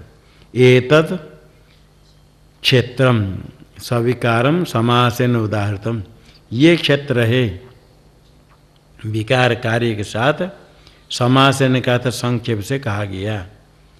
अलग अलग नाम लेंगे तो बहुत है, ये इतने समझ लिया। बाकी इस प्रकार जितने ज्ञेय पदार्थ है सब क्षेत्र है। इच्छा भी क्षेत्र है, क्षेत्र का धर्म क्षेत्र है। इच्छा है इष्ट वस्तु को देखने से प्राप्त करने की इच्छा होती है, ग्रहण करने की इच्छा होती है। सुख की इच्छा सब करते हैं, सुख साधन की भी इच्छा करते हैं। जो वस्तु का कभी अनुभव भोग हुआ था, अभी उसी जातीय आम पहले खाया था, उसे आम को फिर देखो तो खाने की इच्छा होती है? उसे आम को फिर देख सकते हो? जिसको खा लिया वो आम को फिर नहीं देख सकते। उसी समान जातीय आम का भी मिला तो इस प्रकार आम मैंने पहले खाया था, बड़ा मीठा है, अभी उसको खाने की इच्छा होगी। तजातीय जिसका भोग हुआ है तजातीय उस वस्तु को देखने पर इच्छा होती है, इष्ट सुख सुख साधन की इच्छा होती है। द्वेष है दुख का द्वेष, दुख में सब का द्वेष है, और दुख साधन में भी द्वेष है। सर्प बिच्छुआदि शत्रु दुख साधन द्वेष है। और वो इष्ट वस्तु की प्राप्ति होने पर मन में उल्लास होता है, सुख होता है, जो सबको अनुकूल है। सुख किसको प्रतिकूल है? कोई चाहता है सुख? सब चाहते सुख। दुख कोई नहीं चाहता है, दुख है प्रतिकूल। सर्वेषाम अनुकूल वेदनीयम सुख का लक्षण है, दुख है सर्वेषाम प्रतिकूल वेदनीयम। दुख सबको प्रतिकूल, कोई नहीं चाहता है। ये इच्छा द्वेष सुख दुख ये सब क्षेत्र है, क्योंकि ज्ञेय है। इच्छा को भी आप जानते हो, द्वेष को भी जानते हो, सुख दुख का अनुभव करते हो, इसलिए क्षेत्र है। और क्षेत्रज्ञ का धर्म भी नहीं है, आत्मा का धर्म नहीं है। जो ज्ञेय पदार्थ है वो क्षेत्रज्ञ का धर्म नहीं, क्षेत्र का धर्म है। जिसको हम देखते हैं, आप पुष्प देखते हो, पुष्प आप है, पुष्प में रूप आपको दिखता है, वो रूप आप में है, पुष्प का जो रूप वो आप में नहीं है। जो ज्ञेय पदार्थ है हम नहीं है, हमारा धर्म भी नहीं है। जिसको हम जानते हैं वो हमारा स्वरूप है नहीं, हमारा धर्म भी नहीं है। इसलिए सुख दुखों को भी हम जानते हैं, इच्छा द्वेष को जानते हैं, वो हम नहीं, हमारा धर्म भी नहीं है। और संघात है, कार्यकरण संघात, देह इंद्रिय का समुदाय, ये भी क्षेत्र है। और उसके बाद चेतना, चेतना है अंतःकरण में चिदाभास उदय होने पर, और चैतन्य चिदाभास से व्याप्त होने पर उसको चेतना शब्द से कहते हैं। वो भी ज्ञेय होने के कारण क्षेत्र है। धृति है धैर्य, धैर्य धृति के कारण देह इंद्रिय आदि का धारण किया जाता है, वो भी क्षेत्र है, क्योंकि ज्ञेय है। ज्ञेय पदार्थ जितने हैं सब क्षेत्र है। जिनका नाम लिया उनको उनका ग्रहण करना, जिनका नाम नहीं लिया उनका भी ग्रहण करना, सब ज्ञेय पदार्थ क्षेत्र है। एतत् क्षेत्रम समासेन सविकारम उदाहृतम, सविकारम विकार के साथ, सब कार्य वर्ग के साथ पूरा क्षेत्र बता दिया। अव्यक्त माया से लेकर के कार्य, उसमें महत्त्व बुद्धि अहंकार तन्मात्रा भूत भौतिक प्रपंच सब आ गया। और इनके धर्म सब क्षेत्र के अंतर्गत है, ये क्षेत्र समझ लिया। जो क्षेत्र कहा गया वो महाभूतानि अहंकार से लेकर धृति तक, ये 1.5 श्लोक में कहा गया क्षेत्र। इनको समझ, इंद्रिय, इंद्रिय के विषय, मन बुद्धि अहंकार सब क्षेत्र है। और इसको जानने वाला है क्षेत्रज्ञ। क्षेत्रज्ञ क्या है स्वयं कहेंगे, सचयो यत् प्रभावश्च तत्समास न सुनो, भगवान ने कहा क्षेत्रज्ञ के ज्ञान से ही मोक्ष होता है। ये आगे क्षेत्रज्ञ कहेंगे, ज्ञेयम यत् तत् प्रवक्ष्यामि यस् ज्ञात्वा मृतम अश्नुते, आगे कहेंगे। किंतु ज्ञान तो सरल है कहने के लिए, ज्ञेय पदार्थ ब्रह्म तुम हो, ये उपदेश भी सरल है, सुनने में बड़ा अच्छा लगता है, याद भी हो जाता है। हम ब्रह्मास्मि सबको याद है, ब्रह्म सत्यम जगन मिथ्या, ये भी सब जानते हैं। उसका अर्थ पूछेंगे तो नहीं होता है। ये तो जानते, अर्थ जानते हैं, अर्थ नहीं जानने वाले भी याद कर लेते हैं। ऐसे बहुत ही याद है, मालूम नहीं, अर्थ मालूम नहीं। किंतु उसको ज्ञान प्राप्त कैसे करना है? ज्ञान होने के लिए, कोई भी कार्य करने के लिए उसके साधन की आवश्यकता है। भोजन बनाने के लिए अच्छा भोजन बनाने वाले को बुला लाओ, 1 करोड़ रुपया पकड़ा देंगे, तुम भोजन बना दो, बाद में हम तुमको रुपया दे देंगे। सामग्री कुछ नहीं है, कितने समय भोजन बना देगा? सामग्री नहीं तो नहीं बना पाएगा। क्या 50 लोग भी आए, सामग्री चाहिए भोजन बनाने के लिए। खिचड़ी बनाने के लिए कहो तो भी कहे चावल लाओ, दाल लाओ, हल्दी लाओ, पानी लाओ, गैस लाओ, अग्नि के लिए जलाने के लिए लिस्ट बता देता है, तभी बनेगा। तो लौकिक कार्य करने के लिए साधन की आवश्यकता होती है। ज्ञान प्राप्त करने के लिए ज्ञान के साधन की आवश्यकता। अंधकार की निवृत्ति के लिए प्रकाश चाहिए। प्रकाश होने के बाद अंधकार निवृत्ति करने के लिए क्या करना पड़ता है? लाठी लेकर के भगाना नहीं पड़ता है, प्रकाश होते ही अंधकार नष्ट होता है। किंतु प्रकाश जलाने के लिए साधन चाहिए। अंधकार है, अंधकार निवृत्ति प्रकाश से हो जाएगी, सबको मालूम है। प्रकाश नहीं है, मैचिस नहीं, टॉर्च नहीं, प्रकाश नहीं, क्या करेंगे? प्रकाश हो जाएगा? कुछ भी करे, प्रकाश जलाने के लिए दीप चाहिए। वो जब तक नहीं तो अंधकार नहीं जाएगा। अंधकार भगाने के लिए कीर्तन करो, ढोल मृदंग बजाओ, शीर्षासन करो, प्राणायाम करो, कुछ भी करो, अंधकार नहीं जाएगा जब तक प्रकाश नहीं जलाए। अब प्रकाश जलाने के लिए साधन चाहिए। और सब कहें प्रकाश लाओ, प्रकाश लाओ, प्रकाश प्रकाश चिल्लाएंगे तो भी अंधकार नहीं जाएगा। सब लोग को प्रकाश प्रकाश प्रकाश कहेंगे, लाइट दीप लाओ, अंधकार चल जाएगा। प्रकाश को जलाना पड़ेगा। प्रकाश जलाने के लिए साधन चाहिए।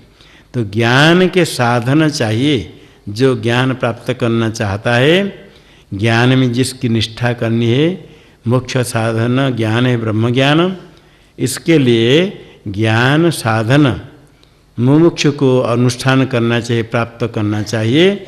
जो साधन होने पर ही ज्ञान होगा, ज्ञान के लिए योग्य होगा, जिसके बाद ही ज्ञान हो सकता है। जिसके बिना ज्ञान हो नहीं सकता है। पहले भगवान उसका उपदेश करते हैं। ज्ञान के साधनों को ज्ञान शब्द से कहेंगे। ज्ञान शब्द का भी अर्थ ऐसे होता है संस्कृत में, ज्ञानम, और ज्ञायते अनन्यते ज्ञान कहेंगे तो ज्ञान साधन भी हो जाता है। व्याकरण के सूत्र के अनुसार तो कर्ण में लूट करेंगे तो ज्ञान साधन हो जाएगा। और साध्य का नाम साधन में लिया जाता है, गौण प्रयोग होता है। आयुर्वै घृतम, शुद्ध घृत आयुवर्धक है, ये आयुर्वेद शास्त्र में आया। आयु के वर्धक, आयु के साधन को भी आयु कह दिया, घृत को आयु कहते हैं। दिल्ली को जाने वाले गाड़ी को दिल्ली शब्द से कहते हैं। दिल्ली कितने बजे? कहे दिल्ली 1 घंटा लेट है, दिल्ली चली गई। दिल्ली को जाने वाले गाड़ी को दिल्ली शब्द से कहते हैं। दिल्ली जाने का साधन है, साधन में भी साध्य दिल्ली शब्द का प्रयोग हो जाता है। ज्ञान के साधनों को ज्ञान शब्द से भगवान कहते हैं। ये ज्ञान का साधन अभी पहले कहते हैं, क्योंकि साधन पहले चाहिए ज्ञान प्राप्त करने के लिए। ज्ञान होने के बाद अज्ञान की निवृत्ति के लिए किसी की आवश्यकता नहीं, उसका कोई सहकारी कारण की आवश्यकता नहीं। अपने आप अज्ञान निवृत्त होता है। ज्ञान होते ही अज्ञान की निवृत्ति करके ही ज्ञान उत्पन्न होता है। किंतु ज्ञान की उत्पत्ति के लिए आवश्यक है साधन। ज्ञान की उत्पत्ति के लिए तो पहले तमेतम वेदान वचन ब्राह्मणा विविदिशन्ति यज्ञन दानन तपसा नाशकेन। वेदाध्ययन यज्ञ दान तपसो साधन है। और कुछ साधन कहेंगे, अंतरंग साधन ये चाहिए। और बहुत अंतरंग साधन श्रवण मनन निधिध्यासन। किंतु श्रवण मनन निधिध्यासन करने वाले को भी ये साधन को रखना चाहिए, साधन से संपन्न होना चाहिए, तभी ज्ञान होगा। जब तक ये साधन नहीं है, ज्ञान नहीं हो सकता है, जितने श्रवण करे। इसलिए ये साधन को समझ करके अपने में आए रहे, पूरा रहे हमेशा। थोड़े समय हो गया चला गया तब ज्ञान नहीं होगा। ज्ञान की रक्षा के लिए, ज्ञान की उत्पत्ति के लिए, ज्ञान दृढ़ होने के लिए ये साधन की आवश्यकता है। भगवान पहले कहते हैं, आगे ज्ञेय ब्रह्म के लिए कहेंगे। ब्रह्म ज्ञेय है, ब्रह्म क्या है स्वयं बताएंगे अच्छी तरह से। ज्ञेयम यत्तत् प्रवक्ष्यामि प्रकर्षण वक्ष्यामि। भगवान कहें मैं प्रवचन करूँगा ज्ञेय ब्रह्म को जानने के लिए, किंतु उसके पहले साधन इकट्ठी करो। साधन नहीं हुआ तो ज्ञान नहीं होगा, उपदेश व्यर्थ हो जाएगा। अमानित्वमदम्भित्व महिंसा क्षान्तिरार्जवम् आचार्योपासनं शौचम् स्थैर्यमात्मविनिग्रहः।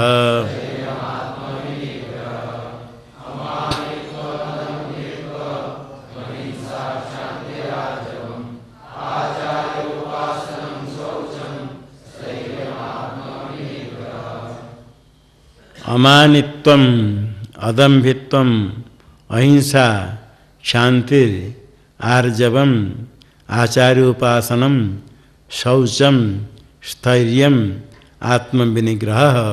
कितने हो गए? गिनती नहीं किया, 9 है।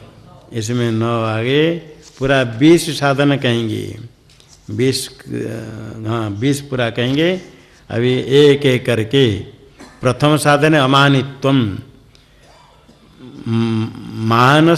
मान अस्य अस्तित्व मानी, अपने को बड़ा मानना है, मानी तस्य भाव मानित्वम।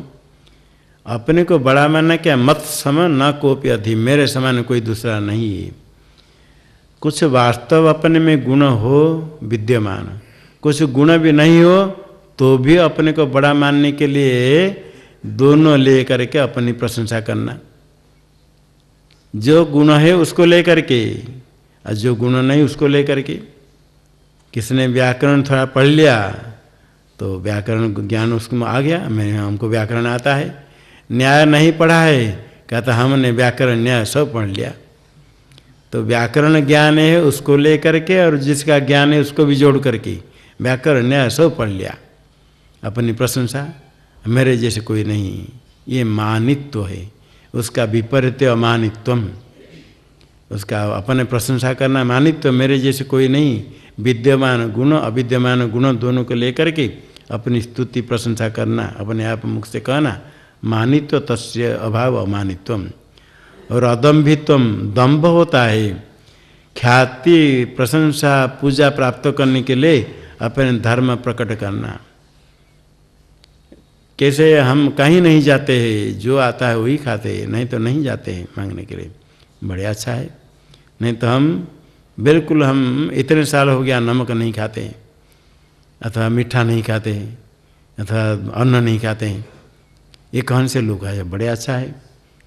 इतने साल से हम मौन है, बात नहीं करते हैं। हमने पहले मौन क्या, लोग मौन व्रत करते हैं मौनी नाम होने के लिए। मौनी नाम हो गया, मौन भंग कर देते, फिर बातचीत करते हैं, किंतु मौनी नाम को बना कर रखते हैं। सब पूछेंगे तो कहेंगे मौनी जी, मौनी जी, बड़ा अच्छा लगता है।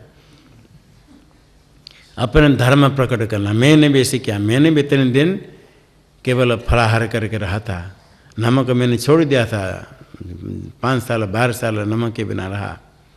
ये अपने ख्याति नाम स्तुति प्रशंसा पूजा प्राप्त करने के लिए अपने धर्म का प्रकट करना। अपने धर्म को बाहर कहना कोई ज़रूरत नहीं, मैं ऐसे नियम करता हूँ, मैं ऐसे व्रत मेरा करता हूँ, ये सब दंभ है। ये दंभित्व है। दंभ जिसमें दंभी, उसका विपरीत अदंभित्व। यदि कुछ अच्छा कर्म करते, अच्छा कर्म आपने किया, सत्कर्म करते हो परमात्मा प्राप्ति के लिए, ठीक है, उसको कहना कोई ज़रूरत नहीं, ज़्यादा बताना ज़रूरत नहीं। अपने को बताना, ये धर्म प्रकट करना है, उसका नाम दंभ है। ये दंभ जरूरत नहीं है मुमुक्षु के लिए। उसके बाद अहिंसा। हिंसा है प्राणियों को पीड़ा पहुंचाना, अहिंसा न पीड़ा नहीं देना। जितने अहिंसा चाहिए कर सकते पालन करना चाहिए, हिंसा का अत्यंत अभाव है। उसके बाद शांति, क्षमा, सहन करना। सहन कर, दूसरे कोई अपराध करता है, आपके प्रति अन्याय करता है, तो सहन करना अपना कर्तव्य है। सहन नहीं करके कुछ करे आगे, तो आगे जितने बढ़ा है बढ़ते जाएगा झगड़ा। तो कोई आक्रोश किया, ताड़न दिया, सहन कर लो, लक्ष्य को सामने रखो, चिंतन करो हमारा जीवन किसके लिए, हम जीवन में क्या प्राप्त करना है, लक्ष्य की प्राप्ति करना है या लड़ झगड़ करके मरना है। लड़ने झगड़ने के लिए जो चाहेगा उसको सर्वत्र कहीं अभाव नहीं मिलेगा, अभाव नहीं होगा, मिल जाएंगे, लड़ने वाले मिल जाएंगे। जो लड़ने वाले होते हैं उनको सब स्थान में लड़ने वाले मिल जाएंगे झगड़ा करने के लिए। और पशु पक्षी के साथ झगड़ा करेगा कोई नहीं मिलेगा। तो यदि परा अपराध प्राप्त से कोई विकार नहीं होना, सहन करना, क्षमा, एक दैवी संपत्ति है। और आर्जव, रिजोर भाव, आर्जव सरलता। जितने सरलता है, वक्रता टेढ़ापन अच्छा नहीं होता है। कुछ लोगों का स्वभाव होता है टेढ़ापन, वो सरल से नहीं होता, नहीं व्यवहार कर सकते हैं। सरल बात को भी टेढ़ा कर देंगे, तो सत्य को भी मिथ्या कर कहेंगे। उल्ट पाल्ट करना और स्वभाव है। बहुत लोगों का ऐसा स्वभाव है और उल्ट पाल्ट करना। जो टेढ़ापन जिनमें है वो मुख्य मार्ग के लिए, ये मार्ग के लिए वो अनुपयुक्त है। जितने सरल है, सरलता चाहिए, एकदम सरल, वास्तव अंदर कुछ बोला जो मन में स्पष्ट कर दिया सरल रूप से, और टेढ़ा मेढ़ा करके कोई ज़रूरत नहीं। जितने सरल हो सकता है, ये रिजु भाव, ये भी है एक दैवी संपद है सरलता। जितने जिसमें सरलता है इतना अंतःकरण शुद्ध है। सरलता नहीं होकर वक्रता होने का कारण है अंतःकरण में अशुद्धि है। अशुद्ध होने का कारण सरल नहीं कह करके टेढ़ा, वक्रता, कापट्याचरण, कपटाचरण। आगे आचार्य उपासनम। आचार्याणाम आचार्य से उपासनम, आचार्य के उपासना, मोक्ष साधन उपदेश करने वाले आचार्य की सेवा। यहाँ भगवान भी आचार्य उपासना कहते हैं और भगवान भाष्यकार ने भी व्याख्या की मोक्ष साधन उपदेश करने वाले आचार्य की सेवा। जब कहीं सेवा का प्रश्न आता है, कहते हम तो हमारे गुरु की सेवा बहुत करके आई, अभी तो हम पढ़ने के लिए आए, हमने बहुत सेवा कर ली, अभी तो पढ़ने के लिए, अभी क्या सेवा करेंगे। जो मोक्ष शास्त्र उपदेश करने वाले उनको गुरु नहीं कहेंगे, उनकी सेवा नहीं करेंगे। सेवा किनकी करेंगे? जिनसे मंत्र लिया था वही हमारे गुरु, गुरु पुण्या में वहीं जाना पूजा करने के लिए, वही गुरु है।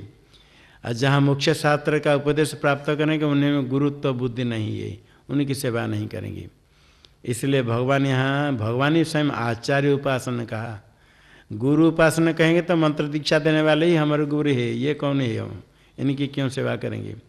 आचार्य शब्द से कहा। अब भगवान भाष्यकार कहते हैं मोक्ष साधन उपदेश करने वाले आचार्य की सेवा। ये आचार्य की सेवा भी ज्ञान का साधन है।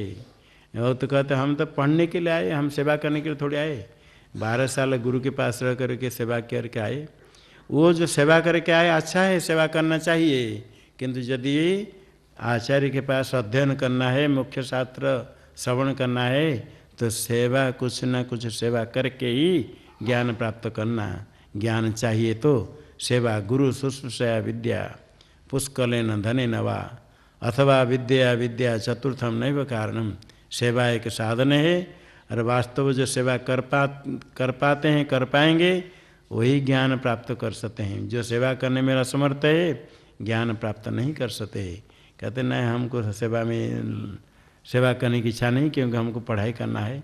घर द्वार छोड़ कर आए परमात्मा की प्राप्ति करने के लिए, फिर सेवा करना है तो घर छोड़ कर क्यों आए। ये सेवा करना है तो पिता माता की सेवा करनी थी, घर छोड़ कर आए तो फिर यहाँ सेवा करने के लिए थोड़ी आए। ये भावना नहीं। ज्ञान प्राप्त करने के लिए सेवा पूर्वक ही ज्ञान प्राप्त करना, ये ज्ञान के साधन है। आगे शौचम, शरीर के मल को शोधन करना और मन के मल को भी शोधन करना, दोनों बाह्य और आभ्यंतर। बाह्य शौच भी आवश्यक है, नहीं कि वेदांत श्रवण कर लिया, झूठा हम नहीं मानते, स्नान करे तो नहीं करे तो क्या हो गया, ऐसे नहीं। शुद्धि चाहिए। कल बताया था शौच के साधन, ज्ञान प्राप्ति का साधन। हाँ, केवल बाहर शौच नहीं, अंदर भी, मन का भी। राग द्वेष आदि मल है मन में, उनको हटाना, ये भी शौचम। इंद्रिय निग्रह। स्थैर्यम, स्थिरता, स्थिर से भाव स्थैर्यम। स्थिर क्या है? स्थिर मतलब जो गलत कर्म करता है उसमें स्थिर है, कहने पर सुनता नहीं, वो स्थैर्य नहीं ज्ञान का साधन। कोई आलसी है, उसको कहेंगे 4 बजे जग जाओ, वो 7 बजे जगेगा, और जितने कहने पर नहीं मानेगा, वो स्थिर है? अपने मार्ग पर स्थिर है ना, वो स्थिर नहीं। मोक्ष मार्ग में ही निश्चय करके स्थिर है। ये मोक्ष मार्ग, ये सत्मार्ग है, इसमें चलना है, इसमें स्थिर है। जितने विघ्न होने पर भी उसको छोड़ना नहीं, ये करना है। नियम लिया, यज्ञ पवित्र संस्कार कराया, संध्या वंदन करना है, गायत्री जपना है, तो जो विघ्न होने पर भी करना चाहिए। और संन्यास लिया, वेदांत श्रवण करना है, किसी भी प्रकार जैसा भी हो संन्यास से श्रवण कुर्यात। मोक्ष मार्ग में निश्चय स्थिर होकर रहना, सुख दुख सहन करना पड़ेगा, जैसा भी हो मार्ग पर स्थिर रहना, मार्ग को छोड़ना नहीं, ये स्थैर्य है। और आत्म विनिग्रह, आत्मन विनिग्रह, आत्म शब्द से यहाँ शरीर इंद्रिय का संघात लेना, शरीर और इंद्रिय का विनिग्रह। निग्रह क्या है? शरीर को, इंद्रियों को जो प्रवृत्त होते अन्य मार्ग से हटा करके केवल जो मोक्ष मार्ग में ही लगाना, आत्मा में ही लगाना, सन्मार्ग में लगाना, आत्मा विनिग्रह। अन्य मार्ग से हटा करके केवल सन्मार्ग में परमात्मा प्राप्ति के लिए जितने चाहिए उतने करना, परमात्मा प्राप्ति के लिए ही अन्य मार्ग से हटाना। ये हो गए एक श्लोक में 9 साधन हो गए। आगे इंद्रियार्थेषु वैराग्य मनहंकार एव च जन्म मृत्यु जरा व्याधि दुख दोषानुदर्शनम।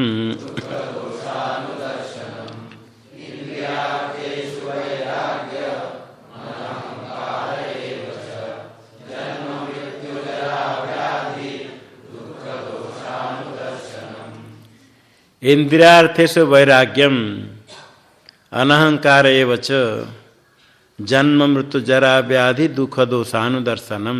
तीन है साधन। पहला है इंद्रियार्थेषु वैराग्यम, इंद्रिय के जो अर्थ विषय उसमें वैराग्य। बार बार कहते हैं इंद्रिय संयम आवश्यक है। विषय में वैराग्य, इंद्रियों के विषय में राग होता है स्वाभाविक आसक्ति। इंद्रियस्य इंद्रियस्यार्थे राग द्वेष व्यवस्थित तैर्न वशमागच्छेत तौ ह्यस्य परिपन्थिनौ। इंद्रिय के विषय में इष्ट में राग, अनिष्ट में द्वेष। तो इंद्रिय के जो इष्ट विषय में राग होता है, दृष्ट और अदृष्ट, इस लोक में हो परलोक में हो, को प्रत्यक्ष दिखता है कोई नहीं दिखता है, इष्ट विषय में जो राग है वो राग का अभाव विराग, तो वैराग्यम। भोग में आसक्ति होती है, भोग की इच्छा होती है, और भोग करने पर भोग इच्छा समाप्त हो जाती है। लगता है उस समय भोग इच्छा समाप्त हो गई, फिर थोड़ी देर बाद और पेट भरा खा लिया, काल को भूख लगेगी। काल नहीं, शाम को लग जाती है। कभी कभी उसके पहले भी चाय के साथ 2-4 बिस्कुट चाहिए, ये भी जानते। इसी प्रकार कोई भोग नहीं कर लिया तो आगे इच्छा नहीं होगी, और इच्छा बढ़ती है, तृष्णा बढ़ती है। विचार करके भोग्य वस्तु में वैराग्य, वैराग्य होने के लिए दोष दृष्टि चाहिए। जितने जितने दोष दृष्टि करे तो वैराग्य होगा। जब आसक्ति ज़्यादा है, दोष देखने पर भी दोष दिखेगा नहीं, जो होगा होगा। पेट में पेट खराब है, डॉक्टर मना करते तेल मिर्ची मसाला नहीं खाओ। दिखता है तेल मिर्ची मसाला बहुत है, बड़े चटापटे है, चलो जो होगा होगा, खा लो, 2 गोली खा लेंगे। उसके 2 समाधान भी साथ में, 2 गोली खा लेंगे कोई बात नहीं, इसको तो छोड़ो नहीं। चीनी खाने के लिए मना किया डॉक्टर, तो कोई बात नहीं, एक औसत तो खाना ही होता है, 2 गोली खा लो, चीनी भी खा लो, मीठा भी खा लो। मीठा नहीं खाना चाहिए, बोलते हाँ नहीं खाते, हम नहीं खाते, कम खाते, बहुत दिन से नहीं खाते, किंतु मिला जो खा लेंगे। दवाई लेने, इंजेक्शन भी अपने आप लेते हैं। कुछ लोग ऐसे जो शुगर बढ़ता है ना, इंजेक्शन लेना, अपने आप इंजेक्शन लेंगे, फिर गुलाब जामुन खाएंगे 2-4। ये दोष दृष्टि नहीं होती। दोष दृष्टि करे तो वैराग्य होगा। विचार करे तो विचार करके विषय में दोष दृष्टि करके जितने कम से चलेगा। मीठा नहीं खाने से चलता है तो देखो नहीं खाओ, चल सकता है नहीं। इंद्रियार्थे से वैराग्य इतने नहीं हो पाएगा तो परमात्मा की प्राप्ति कैसे होगी। वैराग्य होने के लिए ये नहीं कोई कहेगा क्या मीठा छोड़ देंगे तो भगवान मिल जाएंगे, मिर्ची छोड़ देंगे तो क्या भगवान मिल जाएंगे। ये छोड़ेंगे तो नहीं मिलेगा, किंतु नहीं छोड़ो तो कैसे मिलेंगे। नहीं छोड़ पाओगे तो कैसे प्राप्त करोगे, ये सोचो। यदि मीठा नहीं छोड़ पाएंगे कैसे परमात्मा प्राप्त कर सकते हैं। पूरा छोड़ने के लिए हम नहीं कहते, किंतु उसके बिना रह सकते हैं। इच्छा करेगा कभी 7 दिन 15 दिन मीठा नहीं खाएंगे, नहीं खाया तो दांत रहेगा ना, गिर जाएंगे। नहीं कि मीठा नहीं खाएंगे तो कुछ हानि है, कोई हानि नहीं। बाल पक जाएंगे, मीठा नहीं खाएंगे तो वो भी नहीं है। नहीं खाने पर चलेगा, थोड़ा देखो, खाए बिना चलता है नहीं। मिर्ची खाए बिना चलेगा, थोड़ा देखो, खाए बिना चलता है नहीं चलता है। इसी प्रकार कुछ नहीं सुनने से चलेगा, सुनो नहीं। नहीं देखने पर चलता है तो इधर उधर नहीं देखो। भगवान के देखो, संत महापुरुष देखो, तीर्थ गंगा जी को देखो, प्राकृतिक दृश्य देखो, अन्य अलग रूप नहीं देखो। इसी प्रकार वैराग्य दोष दृष्टि करके विषय में दोष है, सब अनित्य है, सब सातिशय है, और सब में दोष रहता है। शरीर ऊपर से अच्छा दिखता है, अंदर क्या है देखो, विचार करो। जितने सुंदर व्यक्ति को देखो उसके अंदर क्या है, चमड़ा के अंदर क्या है। एक शास्त्र में आया, यदि जो चमड़ा के अंदर हो बाहर दिख जाए तो मनुष्य क्या करेगा, दिन रात लाठी लेकर बैठेगा कौवा कुत्ता को भगाने के लिए। यदि चमड़ा के अंदर जो है वो दिख जाए, कुत्ते छोड़ेंगे, कौवा छोड़ेंगे, 2 4 5 10 कौवा गिरेंगे तो सिर के ऊपर पीठ में बैठेंगे तो एक कुत्ता कौवा भगाने के लिए लाठी लेकर भागना पड़ेगा, चल ही नहीं सकता है। ये सब शरीर के अंदर क्या है उसको विचार करे तो वैराग्य होगा। अनहंकार एवच, अहंकार कुछ ना कुछ अहम भाव, मैं अपने में कुछ ना कुछ दे करके अहंकार होता है, उसका अभाव अनहंकार एवच। देहादि में अहम बुद्धि करने पर फिर होता है अहंकार। अज्ञान के बिना तो अहम बुद्धि नष्ट नहीं होती, किंतु एक विशेष यहाँ गर्व को अहंकार लेना। जहाँ जाओ तो मैंने क्या, मैंने कहा, जहाँ के प्रश्न होते हैं हमने इसे क्या, मैंने इसे क्या, तो मैं ये अहम करणम, उसका अभाव है। और जन्म मृत्यु जरा व्याधि दुख दोषानुदर्शनम, इसमें दुख का दर्शन करना बार बार। जन्म दुख, मृत्यु दुख, जरा दुख, व्याधि दुख, सब दुख ही दुख है। जन्म दुख है, जन्म होने के पहले गर्भवास, गर्भ में रहता है। गर्भ में जो रहता है वो गर्भ के अंदर कितने पवित्र वस्तु पदार्थ, थोड़ा ध्यान करो, विचार करो। किसी के भी पेट के अंदर रहता है, सब उसमें सब क्या क्या पदार्थ रहता है उसके अंदर रहेगा। और उसके अंदर ऐसे रहता है, जब गर्भ में है तो माता के गर्भ में शिशु है तो डॉक्टर मना करता है चलना फिरने में, ऐसे हो, उसको भी कभी कष्ट हो जाता है, बड़े सावधान से गर्भ धारण करती है। थोड़े से कुछ हो कष्ट होता है तो बच्चे को कष्ट हो तो किसको बोलेगा, माता पेट में ऐसा है, कभी कुछ इधर उधर हो गया बच्चे को कष्ट होगा नहीं, थोड़ा हिला हुआ, झुका, कुछ हुआ, आघात हुआ तो कष्ट होता है। वहाँ कष्ट किसको बताने के नहीं, सहन करना है, भोगना ही है। और जन्म होते समय योनि द्वारा निस्सरण होता है, माता को इतने कष्ट होता है तो डॉक्टर के पास जाकर के ऑपरेशन करो, नहीं तो बड़ा कष्ट से रोती है बच्चा प्रसव होते समय।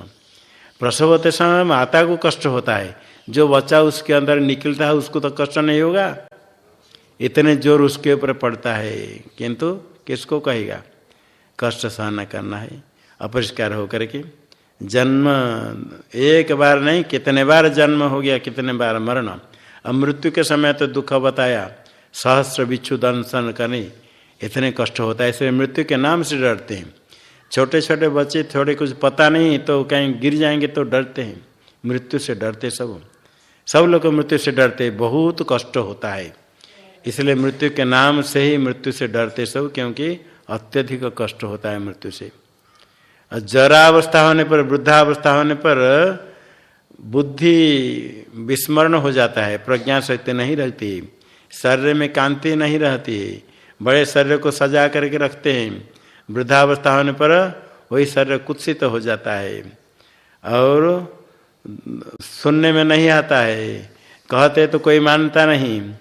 बच्चे पोते पोते हो गए, बच्चे के बच्चे सब हो गए, कुछ कहेंगे, ये कहेंगे आप थोड़ा बैठो, बाबा बूढ़ा हो गए, क्यों ऐसे करते, पुत्र वधु लोग कहते चुप रहो तुम, ये कहे अरे बच्चे ऐसा करो ऐसा करो, कैसे कपड़ा पहनते हो, बस बूढ़े कहें अरे क्या कपड़ा पहनते हो, अरे बच्चे खुश है, आजकल नया नया वेश पोशाक पहन कर खुश है, अब वृद्ध लोग सहन नहीं होता कैसे कपड़ा पहना, ये कहें तुम चुप रहो, क्यों, ये चुप नहीं रह पाएंगे, बोले कैसे करते हो, क्या खाते हो, क्या खाद्य देखेंगे, क्या खाते हो, ये खाद्य नहीं, इसको छोड़ो। पुराने लोग ब्रेड खाते हैं, आज लोग ना पुराने लोग कहेंगे ये ब्रेड क्या, छोड़ो परोठा खाओ या और नया सब कहते चाय के साथ ये डबल रोटी ब्रेड के बिना नहीं चलेगा। खाद्य पानी कुछ भी करते अपने हिसाब से करेंगे, अब बूढ़ा बूढ़ी कहते रहेंगे, कोई नहीं सुनेंगे, कभी कभी सोचेंगे जाते नहीं जल्दी चले जाए तो कभी अच्छा है हमें और सुनते नहीं, कभी सुनने पर चुप रहना पड़ेगा, कभी कभी रोएंगे। ये वृद्धावस्था में ऐसे दुख है, जरा अवस्था में। और रोग तो ऐसे बात पित्त कफ इतने अधिक हो जाता है, बड़े दुख भोगना पड़ता है, चलने फिरने में परेशानी है, और स्नान भी नहीं कर पाएंगे, शुद्धि भी नहीं हो सकते। ये जो वृद्धावस्था में दुख है, बैठना उठना भी कठिन है, क्या करेंगे। दूसरा कितने लोग हैं नीचे बैठने के लिए बैठ नहीं पाएंगे, तो खड़े होकर रह जाएंगे, बैठ नहीं पाएंगे, बैठना उठना चलना फिरना बड़ा कठिन है। और जरा के व्याधि, व्याधि दुख है, बूढ़ा होने की आवश्यकता नहीं, युवा अवस्था है। बुखार हो गया 5-7 दिन, कैसे होता है देखो, गिर जाएगा। हाथी जैसे शरीर है, 1 सप्ताह बुखार हो जाए, जोर से बुखार हो जाए, 104, 5, 6 चल नहीं पाएगा, बोल नहीं पाएगा, खा नहीं पाएगा। और कहीं जैसे कुछ अन्य अन्य रोग है, रोग हो गया तो कितने कष्ट है। अत्यंत स्वस्थ व्यक्ति भी कभी कुछ रोग हो गया एकदम गिर जाता है। और सब दुख का दोष, सब दुख में दुख होता है, उसमें दोष, सब दुख, ये सब दोष है, दुख है, सब में ये दोष दर्शन करना, कितने कष्ट ये संसार है, बार बार उसका चिंतन करना है। ये स्वरूपतः ये दुख का साधन है, दुख है, ये बार बार उसका चिंतन करना है। सर्वत्र दुख दोष अनुदर्शन बार बार, ये भी ज्ञान साधन है। जिसको ये सब दुख दर्शन विचार नहीं होता है, वो ज्ञान के लिए क्यों प्रयत्न करेगा। जब ये बार बार विचार करेगा, जन्म मृत्यु जरा व्याधि विचार करेगा, कितने संसार में कष्ट है, तो कष्ट निवृत्ति के लिए ज्ञान साधन करना चाहिए। ये भी ज्ञान का साधन है। अशक्तिरनभिष्वंगः पुत्रदार गृहादिषु नित्यंच समचित्तत्व मिष्टानिष्टोपपत्तिषु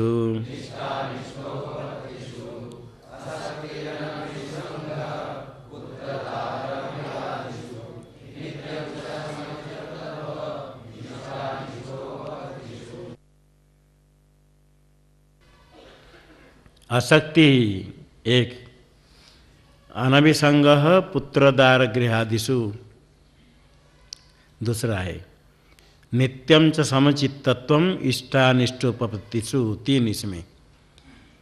पहले पूर्व श्लोक तक 12 हो गए थे, इसमें और 3 है। अशक्ति, शक्ति है संग, विषय में संग है, संग का निमित्त विषय में प्रीति है, उसका विपरीत अशक्ति, संग का अभाव। सर्वत्र कहीं भी संग नहीं होना चाहिए। संग सर्वात्मना त्याज्य, यदि त्यक्तु न शक्यते सद्विषः स विधेय सताम संग ही भेषजम। संग को तो पूरा त्याग करना चाहिए, कहीं किसी के साथ संग नहीं। आगे कहेंगे असंग शत्रेण दृढ़ेन चित्वा, असंग शस्त्र है। पूरा संग त्याग नहीं कर सकते हैं तो सत महापुरुष के साथ संग करे। सत्संग है भेषज औषध है, भव रोग निवारण करने के लिए। कहीं भी शक्ति संग के निमित्त विषय में, इष्ट विषय में जो प्रीति है वो नहीं हो अशक्ति। एक ही है आसक्ति रखे परमात्मा के प्रति, उसको प्राप्त करे, दर्शन करे, ये भावना करे, विषय में नहीं हो। और अनभिसंग पुत्रदार गृहादिषु, पुत्र दार पत्नी गृह आदि इष्ट वस्तु में अभिसंग होता है तादात्म्य। पुत्र दुखी तो मैं दुखी, पुत्र के पर में चोट लगा तो पिता माता रोती है, मैं मर गया। पुत्र परीक्षा में उत्तीर्ण नहीं हुआ तो माता पिता रोती है। पुत्र दार गृह आदि में, पत्नी में, घर आदि में मैं भाव, इतने आत्मभाव तादात्म अध्यास हो जाता है। तो मेरा तो है कि मेरे भाव छोड़ करके मैं ही सब हूँ। धन संपत्ति हो गया तो मैं, धन संपत्ति चोर ले लिया तो मैं मर गया, धन लूट जाने पर। घर टूट गया तो मैं मर गया। ऐसे अभिसंग, अत्यधिक आसक्ति, वो उसका अभाव। अन्य दुखी हो गया तो मैं दुखी, अन्य मर गया तो मैं मर गया, ये जो भाव है अभिसंग, उसका अभाव। पुत्र दार गृह 3 का नाम लिया। इष्ट वस्तु इष्ट व्यक्ति में जो अभिसंग नहीं होना चाहिए, तादात्म भाव, अनन्यात्म भाव नहीं होना चाहिए। ये ज्ञान का साधन है, इसलिए ज्ञान कहा गया। नित्यम च समचित्तत्वम, समचित्तता, इष्टानिष्ट उपपत्ति, इष्ट की उपपत्ति प्राप्ति, इष्ट की प्राप्ति हो, अनिष्ट की प्राप्ति हो। इष्ट की प्राप्ति होने पर हर्ष होता है, अनिष्ट की प्राप्ति होने पर द्वेष दुख होता है, किंतु समचित्तता चाहिए, समान। इष्ट प्राप्त हो, अनिष्ट प्राप्त हो, तुल्य समान है। इष्ट अनिष्ट की प्राप्ति होगी है, होती है, किंतु उसमें समान रहे। इष्ट प्राप्त हो गया तो कोई नहीं क्या हो गया, हर्ष को प्राप्त नहीं करता है। परमात्मा की यदि प्राप्ति नहीं हुई अभी तक, ये इष्ट प्राप्ति से हर्ष क्या करते हो? संसार में कितने दिन रहना है, कितने दिन चले गए और कितने दिन प्राप्ति करने, कितने दिन सामने है, वो विचार करो। और कोई वस्तु मिल जाने से इष्ट, कोई मिल गया तो बड़े हर्ष। ये जो इष्ट वस्तु, इष्ट व्यक्ति की प्राप्ति से, दर्शन से प्रसन्नता, हर्ष है। और अनिष्ट प्राप्त हो गया तो कोप हो जाएगा, दुख हो जाएगा। न प्रहृष्यत प्रियम प्राप्य नोद्विजेत प्राप्य चा प्रियम। उसमें ये हर्ष विषाद रहित तो होकर के अनिष्ट प्राप्त हुआ सहन कर लो, इष्ट प्राप्त हो गया तो ठीक है, प्रारब्ध में है। यदि सुख साधन प्राप्त हो गया, विचार करें मेरे पुण्य कर्म क्षय हो रहा है।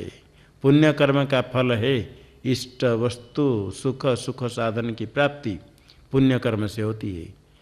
और अनिष्ट साधन दुख, और दुख के साधन की प्राप्ति होती है पाप कर्म के फल। इष्ट सुख सबको है, सुख साधन प्राप्त होने पर पुण्य कर्म नष्ट हो रहा है, सोचे। दुख साधन प्राप्त होते समय पाप कर्म नष्ट होता है, सोचे। पुण्य कर्म नष्ट हो जाना अच्छा है या पाप कर्म नष्ट होना अच्छा है? पाप कर्म नष्ट होना अच्छा, सब मानेंगे। पाप कर्म नष्ट कैसे होगा? दुख दे करके, दुख साधन, दुख भोग करके, दुख साधन भोग करके पाप कर्म को समाप्त कर ले। सुख भोग करके पुण्य कर्म समाप्त करते हैं। उस समय सोचो हर्ष क्या प्राप्त करना, पुण्य जा रहे हैं। इसी प्रकार समान चित्त चाहिए बराबर। कोई नहीं, सुख दुख प्राप्त तो होता ही, सबको भोगना ही पड़ता है। दुखत है विष्णु विस्मरणम दुखम। जो दुख प्राप्त होता है अनिष्ट की प्राप्ति से, इष्ट के वियोग से दुख होता है, वो दुख नहीं, वो तो परमात्मा का दूत है। परमात्मा को भूल जाना ही दुख है। इसलिए ये सब में विषय इष्ट अनिष्ट प्राप्ति होने पर चित्त में समान कोई तरंग नहीं, कुछ नहीं। ये तो स्वाभाविक है, ये तो होते ही सबके जीवन में। कितने इष्ट अनिष्ट प्राप्ति हो गई, किंतु लक्ष्य को चलना, सामने ध्येय रहे तो समचित्तता है, ये ज्ञान का साधन है। अभी 15 हो गए। मयि चानन्य योगेन भक्तिरव्यभिचारिणी विविक्त देश सेवित्व मरतिर्जन संसदी।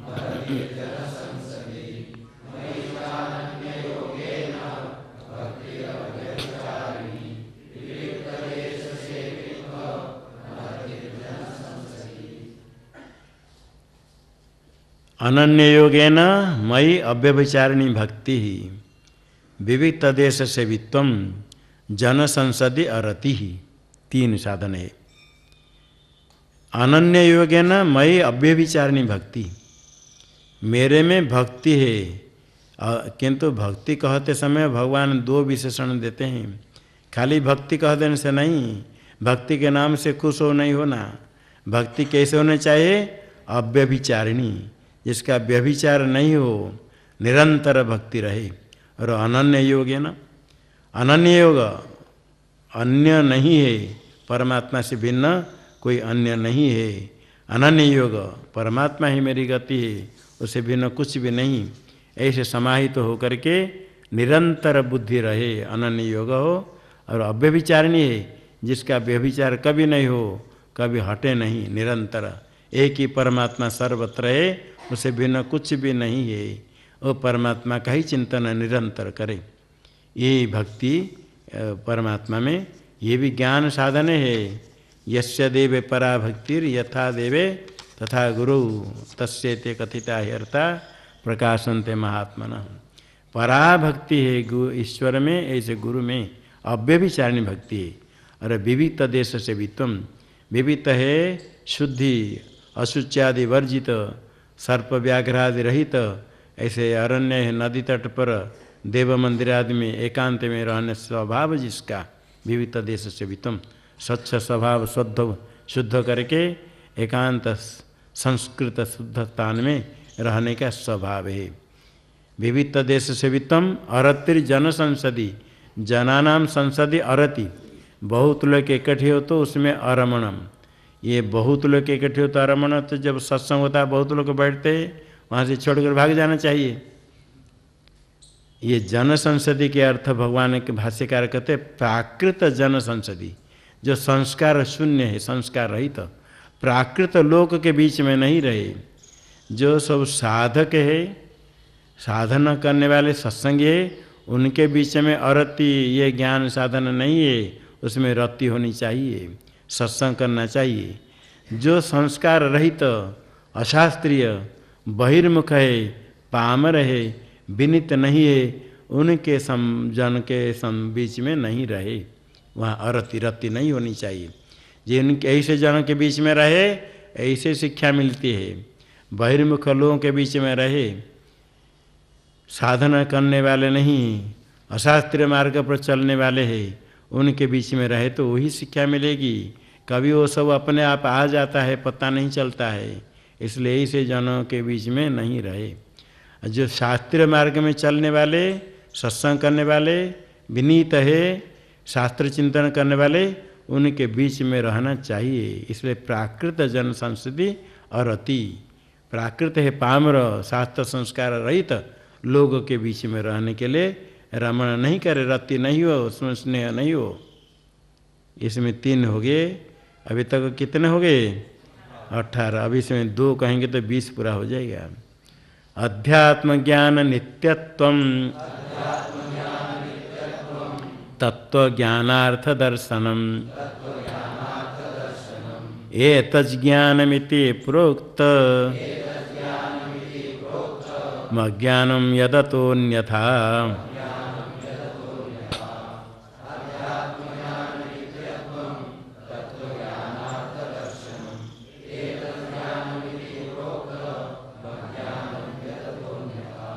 अध्यात्म ज्ञान नित्यत्वम तत्व ज्ञानार्थ दर्शनम, ये 2। एतज ज्ञानमिति प्रोक्तम, अज्ञानम यद अन्यथा अतो अन्यथा। एतज कह करके अमानित्वम अदाम्भित्व से ले करके तत्व ज्ञानार्थ दर्शन पर्यंत 18 होगी। पहला है अध्यात्म ज्ञान नित्यत्वम। अध्यात्म ज्ञान है आत्मा विषय का ज्ञान। आत्मा अनात्म चिंतन करके आत्मा को अनात्मा से 5 कोश से अलग समझना।